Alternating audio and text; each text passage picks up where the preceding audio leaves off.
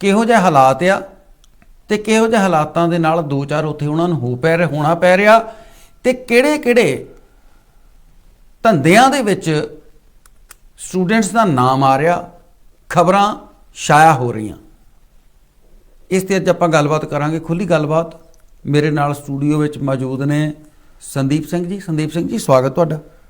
ਸਤਿ ਸ੍ਰੀ ਅਕਾਲ ਜੀ। ਸਤਿ ਸ੍ਰੀ ਅਕਾਲ ਜੀ। ਧੰਨਵਾਦ ਗਿੱਲ ਸਾਹਿਬ। ਗੱਲਬਾਤ ਕਰੀਏ ਸਟੂਡੈਂਟਸ ਦੀ ਆਪਾਂ ਜੀ। ਤੇ ਹਰ ਕੋਈ ਕੁੜੀ ਜਾਂ ਮੁੰਡਾ ਜੀ ਜਦੋਂ ਵੀ ਆਪਣੇ ਘਰ ਤੋਂ ਤੁਰਦਾ ਜੀ, ਆਪਣਾ ਪਰਿਵਾਰ ਪਿੱਛੇ ਛੱਡ ਕੇ ਜੀ, ਰਿਸ਼ਤੇਦਾਰੀ ਭਾਈਚਾਰਾ ਪਿੱਛੇ ਛੱਡ ਕੇ ਇੱਕ ਇਸ ਆਸ ਦੇ ਵਿੱਚ ਤੁਰਦਾ ਵੀ ਜਿਹੜੇ ਮੇਰੇ ਹਾਲਾਤ ਮਾੜੇ ਨੇ ਇੱਥੇ ਇਹਨਾਂ ਨੂੰ ਕਿਸੇ ਨਾ ਕਿਸੇ ਸੁਧਾਰਨ ਲਈ ਜੀ ਕਿ ਮੈਂ ਮਿਹਨਤ ਕਰਾਂ ਜੀ ਤੇ ਮਿਹਨਤ ਕਰਕੇ ਕਾਮਯਾਬ ਹੋਵਾਂ। ਉਹ ਕਿਉਂ ਹਾਲਾਤ ਜੋ ਮਿਹਨਤ ਕਰਨੀ ਆਪਾਂ ਪੰਜਾਬ ਦੇ ਵਿੱਚ ਜਾਂ ਭਾਰਤ ਦੇ ਵਿੱਚ ਕਰੀਏ ਗੱਲ, ਤੇ ਜੇ ਮਿਹਨਤ ਦਾ ਫਲ ਉੱਥੇ ਨਹੀਂ ਮਿਲਦਾ, ਜੇ ਨੌਕਰੀ ਮਿਲਦੀ ਆ ਉਹ ਸਿਫਾਰਿਸ਼ਾਂ ਦੇ ਨਾਲ ਮਿਲਦੀ ਆ ਜਾਂ ਡੋਨੇਸ਼ਨ ਦੇਣੀ ਪੈਂਦੀ ਆ, ਤੇ ਜੇ ਤੁਸੀਂ ਮੈਰਿਟ ਦੇ ਵਿੱਚ ਵੀ ਆ ਜਾਂਦੇ ਹੋ, ਸਕਾਲਰਸ਼ਿਪ ਦੇ ਵਿੱਚ ਵੀ ਆ ਜਾਂਦੇ ਹੋ, ਤਾਂ ਵੀ ਤੁਹਾਡੀ ਜਿਹੜੀ ਵਾਹ ਪੇਸ਼ ਨਹੀਂ ਜਾਂਦੀ ਜੇ ਤੁਹਾਡੇ ਕੋਲ ਪੈਸਾ ਨਹੀਂ। ਫਿਰ ਉੱਥੋਂ ਬੰਦਾ ਇਹ ਸੋਚਦਾ ਵੀ ਕਿਤੇ ਨਾ ਕਿਤੇ ਬਾਹਰ ਆਪਾਂ ਵਿਦੇਸ਼ਾਂ ਦੇ ਵਿੱਚ ਜਾ ਕੇ ਉੱਥੇ ਆਪਣੀ ਕਿਸਮਤ ਥੋੜ੍ਹੀ ਜਿਹੀ ਟਰਾਈ ਕਰੀਏ। ਉਹ ਕਿਸਮਤ ਟਰਾਈ ਕਰਨ ਦੇ ਗੇੜ ਦੇ ਵਿੱਚ ਬੰਦਾ ਜਾਂ ਤਾਂ ਕੈਨੇਡਾ ਵੱਲ ਮੂਵ ਕਰਦਾ ਜਾਂ ਯੂਕੇ ਮੂਵ ਕਰਦਾ ਜਾਂ ਆਸਟ੍ਰੇਲੀਆ। ਇਸ ਤੇ ਥੋੜਾ ਮੇਰਾ ਵੱਖਰੇ ਵਿਚਾਰ ਆ, ਪਹਿਲਾਂ ਤੁਸੀਂ ਆਪਣੇ ਦਿਓ ਜੀ। ਹੁਣ ਮੈਂ ਜਦੋਂ ਆਇਆ ਸੀ ਨਾ ਜੀ 2005 ਚ, ਤੇ ਬਜ਼ੁਰਗਾਂ ਨੇ ਬਹੁਤ ਕਿਹਾ ਸੀ ਵੀ ਕੰਮ ਕਰ ਇੱਥੇ ਤੂੰ ਕਰ ਲਾ ਜੀ। ਮੈਂ ਕਿਸੇ ਦੀ ਉਦਾਹਰਨ ਕਾਹਤੇ ਦੇਵਾਂ, ਮੈਂ ਆਪਣੀ ਦੇ ਦਿੰਦਾ। ਬਿਲਕੁਲ। ਮੈਂ ਉੱਥੇ ਘਰਦਿਆਂ ਦੇ ਹੱਥ ਨਹੀਂ ਆਉਂਦਾ ਸੀ ਮਹੀਨਾ ਘਰਦਿਆਂ ਦਾ ਫੋਨ ਵੱਜੀ ਜਾਣਾ, ਮੈਂ ਚੱਕਣਾ ਨਹੀਂ। ਘਰੋਂ ਨਿਕਲਿਆ ਮਹੀਨੇ ਬਾਅਦ ਕਿਤੇ ਘਰ ਵੜਨਾ, ਕੰਮ ਦਾ ਡੱਕਾ ਨਹੀਂ ਤੋੜਨਾ ਹੈ। ਦਿਹਾੜੀ 'ਚ 3 ਵਾਰੀ ਮੂੰਹ ਧੋਣਾ ਵੀ ਕਿਤੇ ਐਨ ਸਕਿਨ ਨਾ ਖਰਾਬ ਹੋ ਜਾਏ ਕਰੀਮਾਂ ਲਾ ਕੇ। ਬਿਲਕੁਲ ਬਿਲਕੁਲ। ਡੱਕਾ ਆਪਣੀ ਅਸੀਂ ਤੋੜਨਾ ਉੱਥੇ। ਅੱਜ ਆਪਾਂ ਆਪਣਾ ਸਮਾਂ ਭੁੱਲ ਕੇ ਚਲੋ ਅੱਜ ਅਸੀਂ ਆ ਖੜੇ ਆ, ਅਸੀਂ ਲੋਕਾਂ ਨੂੰ ਸਲਾਹਾਂ ਦਈਏ, ਪਰ ਮੈਂ ਆਪਣੀ ਗੱਲ ਹੀ ਕਰ ਰਿਹਾ। ਡੱਕਾ ਤਾਂ ਅਸੀਂ ਤੋੜਿਆ ਨਹੀਂ ਕਦੀ ਉੱਥੇ।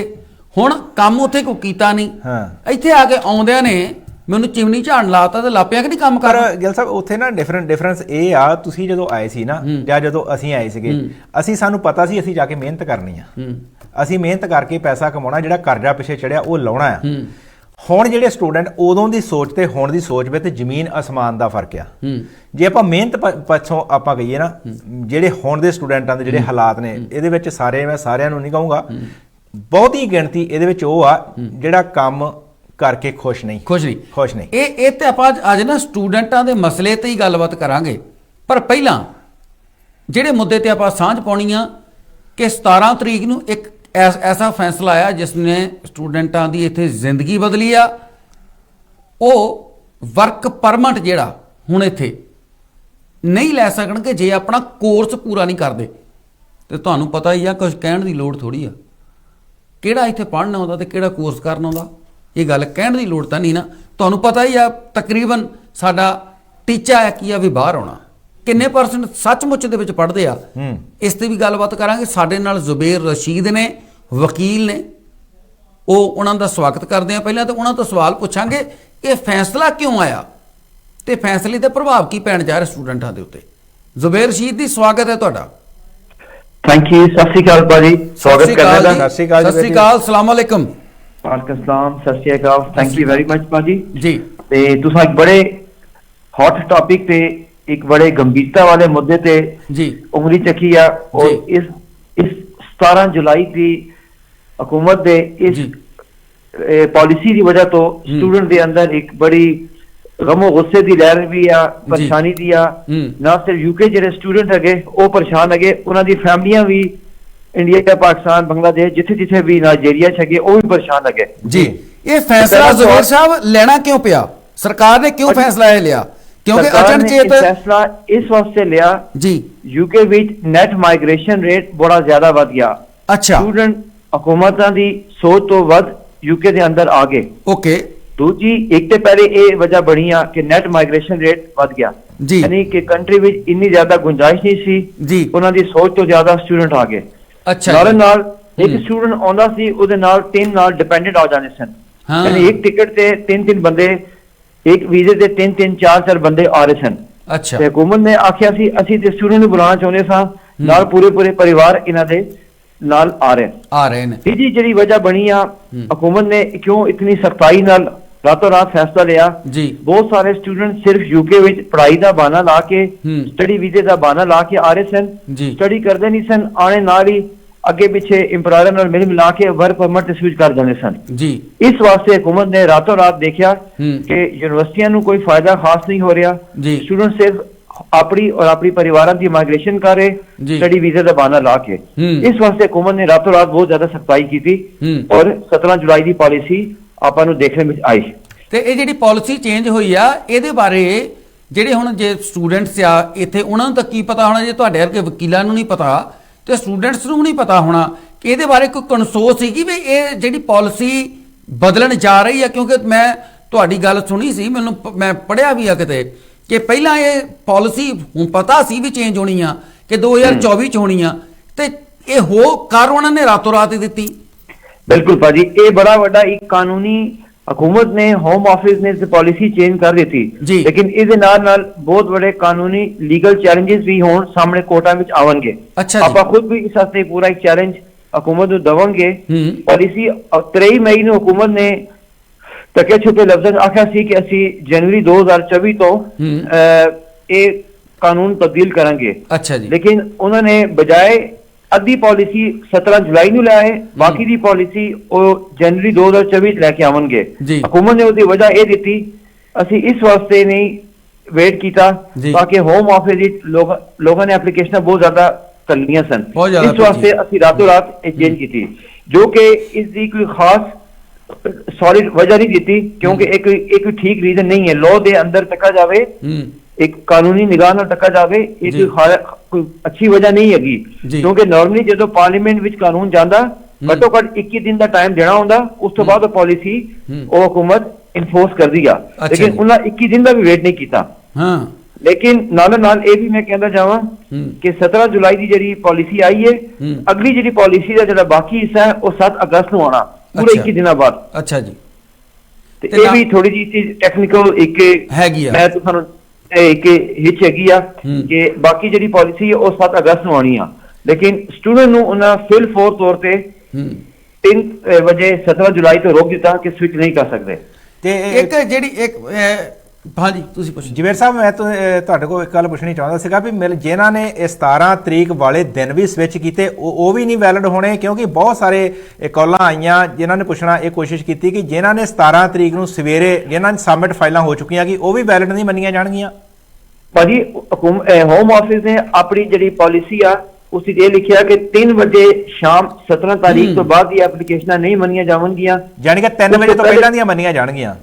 3 ਵਜੇ ਤੋਂ ਪਹਿਲੇ ਦੀਆਂ 17 ਤਾਰੀਖ ਤੋਂ ਪਹਿਲੇ ਮੰਨੀਆਂ ਜਾਣਗੀਆਂ, ਲੇਕਿਨ ਕਾਨੂੰਨੀ ਤੌਰ ਤੇ ਐਜ਼ ਅ ਸੋਲਿਸਿਟਰ ਲਾਇਰ ਇਹ ਗੱਲ ਠੀਕ ਨਹੀਂ ਹੈਗੀ ਆ। ਇਸ ਤੇ ਚੈਲੰਜਸ ਆਉਣਗੇ, ਅਦਾਲਤਾਂ ਵਿੱਚ ਕੇਸਾਂ ਦੇ ਅੰਬਾਰ ਲੱਗਣਗੇ ਔਰ ਅਸੀਂ ਵੀ ਸ਼ੁਰੂ ਕਰ ਰਹੇ ਹਾਂ। ਠੀਕ ਹੈ, ਠੀਕ ਨਹੀਂ ਹੈਗੀ। ਜ਼ੁਬੇਰ ਜੀ, ਜੇ ਆਪਾਂ ਗੱਲ ਕਰੀਏ ਰਿਸ਼ੀ ਸੁਨਕ ਉਹਨਾਂ ਦਾ ਪਿਛਲੇ ਦਿਨੀ ਬਿਆਨ ਵੀ ਆਇਆ, ਕਿਉਂਕਿ ਉਹਨਾਂ ਦੀ ਪਾਲਿਸੀ ਹੈ ਨਾ ਜਿਹੜੀ, ਜੇ ਆਪਾਂ ਪੂਰੇ ਯੂਕੇ ਦੇ ਵਿੱਚ ਹੁਣ ਦੇਖਿਆ ਜਾਵੇ ਕਿ ਇਨਲੀਗਲ ਇਮੀਗ੍ਰੈਂਟਸ ਆ ਜਿਹੜੇ, ਉਹਨਾਂ ਬਾਬਤ ਵੀ ਸਖਤਾਈ ਹੋ ਰਹੀ ਆ, ਤੇ ਜਿਹੜੇ ਸਟੂਡੈਂਟਸ ਇਦਾਂ ਆ ਰਹੇ ਸੀ ਉਹਨਾਂ ਬਾਬਤ ਵੀ ਉਹਨਾਂ ਨੇ ਸਖਤਾਈ ਕਰ ਦਿੱਤੀ ਆ। ਤੁਹਾਨੂੰ ਕੀ ਲੱਗਦਾ ਕਿ ਪਾਲਿਸੀ ਜਿਹੜੀ ਆ ਇਨਲੀਗਲ ਇਮੀਗ੍ਰੈਂਟਸ ਵੀ ਜਿਹੜੇ, ਕਿਉਂਕਿ ਆਪਣੇ ਬਹੁਤ ਸਾਰੇ ਮੁੰਡੇ ਤੇ ਕੱਚੇ ਆ, ਆਉਂਦੇ ਦਿਨਾਂ ਦੇ ਵਿੱਚ ਕੀ ਉਹਨਾਂ ਤੇ ਵੀ ਕੋਈ ਸਖਤਾਈ ਹੋਣ ਜਾ ਰਹੀ ਆ, ਜਾਂ ਜਿਹੜੇ ਉਧਰ ਬੈਠੇ ਆ, ਜਿਹੜੇ ਇੱਧਰ ਆਉਣ ਦੇ ਤਿਆਰੀ ਕਰੀ ਬੈਠੇ ਆ, ਕਿ ਉਹਨਾਂ ਦੇ ਅੱਗੇ ਗਾਂ ਵੀ ਮੁਸ਼ਕਲਾਂ ਉਹਨਾਂ ਨੂੰ ਬਹੁਤ ਦਰਪੇਸ਼ ਆਉਣਗੀਆਂ ਕਿਉਂਕਿ ਸਰਕਾਰ ਬਹੁਤ ਸਖਤ ਹੋਈ ਆ? ਭਾਜੀ ਇਨਲੀਗਲ ਇਮੀਗ੍ਰੇਸ਼ਨ ਵਾਸਤੇ ਤਾਂ ਸਖਤਾਈ ਚੱਲ ਹੀ ਰਹੀ ਸੀ। ਹੁਕੂਮਤ ਨੇ ਜਿਹੜਾ ਸਾਲਮ ਸਿਕਰ ਦਾ ਜਿਹੜਾ ਕਾਨੂੰਨ ਸੀ ਉਹ ਹੁਕੂਮਤ ਨੂੰ ਮਾਰ ਪਈ ਆ, ਉੱਤੇ ਵੱਡੀ ਕੋਰਟ ਤੋਂ ਉਹ ਹਾਰ ਗਈ ਆ। ਓਕੇ, ਤੇ ਉਹ ਹੁਕੂਮਤ ਨੂੰ ਇੱਕ ਬਹੁਤ ਵੱਡੀ ਮਾਰ ਪਈ ਆ। ਉੱਥੇ ਹੁਕੂਮਤ ਦਾ ਬਸ ਨਹੀਂ ਚੱਲਿਆ, ਉੱਥੇ ਹੁਕੂਮਤ ਦਾ ਸਿੱਕਿਆ ਨਹੀਂ ਚੱਲਿਆ।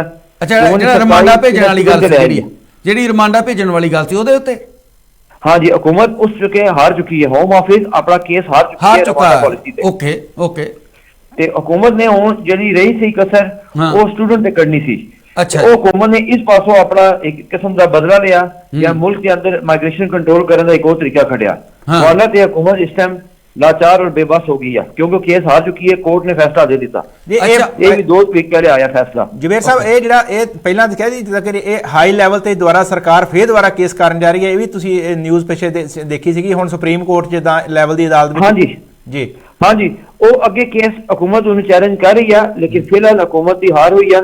ਪਰ ਅੱਗੇ ਇਹਨੂੰ ਚੈਲੰਜ ਕਰ ਰਹੇ ਹਾਂ ਜੀ। ਜਵੇਰ ਸਾਹਿਬ, ਇੱਕ ਮੈਂ ਤੁਹਾਡੇ ਕੋਲ ਸਵਾਲ ਪੁੱਛਣਾ ਚਾਹੁੰਦਾ। ਤੁਸੀਂ ਦੱਸਿਆ ਨਾ ਵੀ ਅਦਾਲਤਾਂ ਦੇ ਵਿੱਚ ਹੁਣ ਅਦਾਲਤਾਂ ਦੇ ਦਰਵਾਜ਼ੇ ਖੜਕਾਏ ਜਾਣਗੇ ਇਹਨਾਂ ਕੇਸਾਂ ਨੂੰ ਲੈ ਕੇ ਜਿਹੜੀਆਂ 17 ਤਰੀਕ ਨੂੰ ਭਾਣਾ ਵਾਪਰਿਆ, ਤੇ ਇਹਦੇ ਵਿੱਚ ਤੁਸੀਂ ਆਪਣੇ ਲੈਵਲ ਤੇ ਕੁਝ ਕਰ ਰਹੇ ਹੋ ਤੇ ਜਾਂ ਫਿਰ ਸਟੂਡੈਂਟ ਜਿਨ੍ਹਾਂ ਨੇ ਫਾਈਲਾਂ ਲਾਉਣੀਆਂ ਚਾਹੁੰਦੇ ਨੇ ਤੇ ਉਹ ਕਰ ਰਹੇ ਨੇ? ਇਹਦੇ ਬਾਰੇ ਥੋੜੀ ਜਿਹੀ ਜਾਣਕਾਰੀ ਦਿਓ ਕਿ ਜਾਂ ਤੁਸੀਂ ਆਪਣੇ ਪੈਨਲ ਤੇ ਕੁਝ, ਆਪਣੇ ਪੈਨਲ ਦੇ ਆਧਾਰ ਤੇ ਕੁਝ ਤੁਸੀਂ ਇਸ ਕੇਸ ਨੂੰ ਜਿਹੜੀ ਕਾਰਵਾਈ? ਬਿਲਕੁਲ ਭਾਜੀ, ਅਸੀਂ ਸਾਰੇ ਸਟੂਡੈਂਟ ਨੂੰ ਇੱਕ ਜਗ੍ਹਾ ਤੇ ਯੂਨਾਈਟ ਕਰ ਰਹੇ ਹਾਂ ਜੀ, ਔਰ ਉਹਨਾਂ ਦਾ ਮੁੱਦਾ ਲੈ ਕੇ ਅੱਗੇ ਜਾਵਾਂਗੇ। ਮੇਰੀ ਹਰ ਰੋਜ਼ ਹੀ ਤਕਰੀਬਨ ਇੱਕ ਆਪਾਂ ਨੇ ਟੀਮ ਬਣਾਈ ਹੈ ਬੈਰਿਸਟਰਾਂ ਦੀ, ਸੀਨੀਅਰ ਵਕੀਲਾਂ ਦੀ, ਔਰ ਮੈਂ ਖੁਦ ਉਸੇ ਲੀਡ ਕਰ ਰਿਹਾ।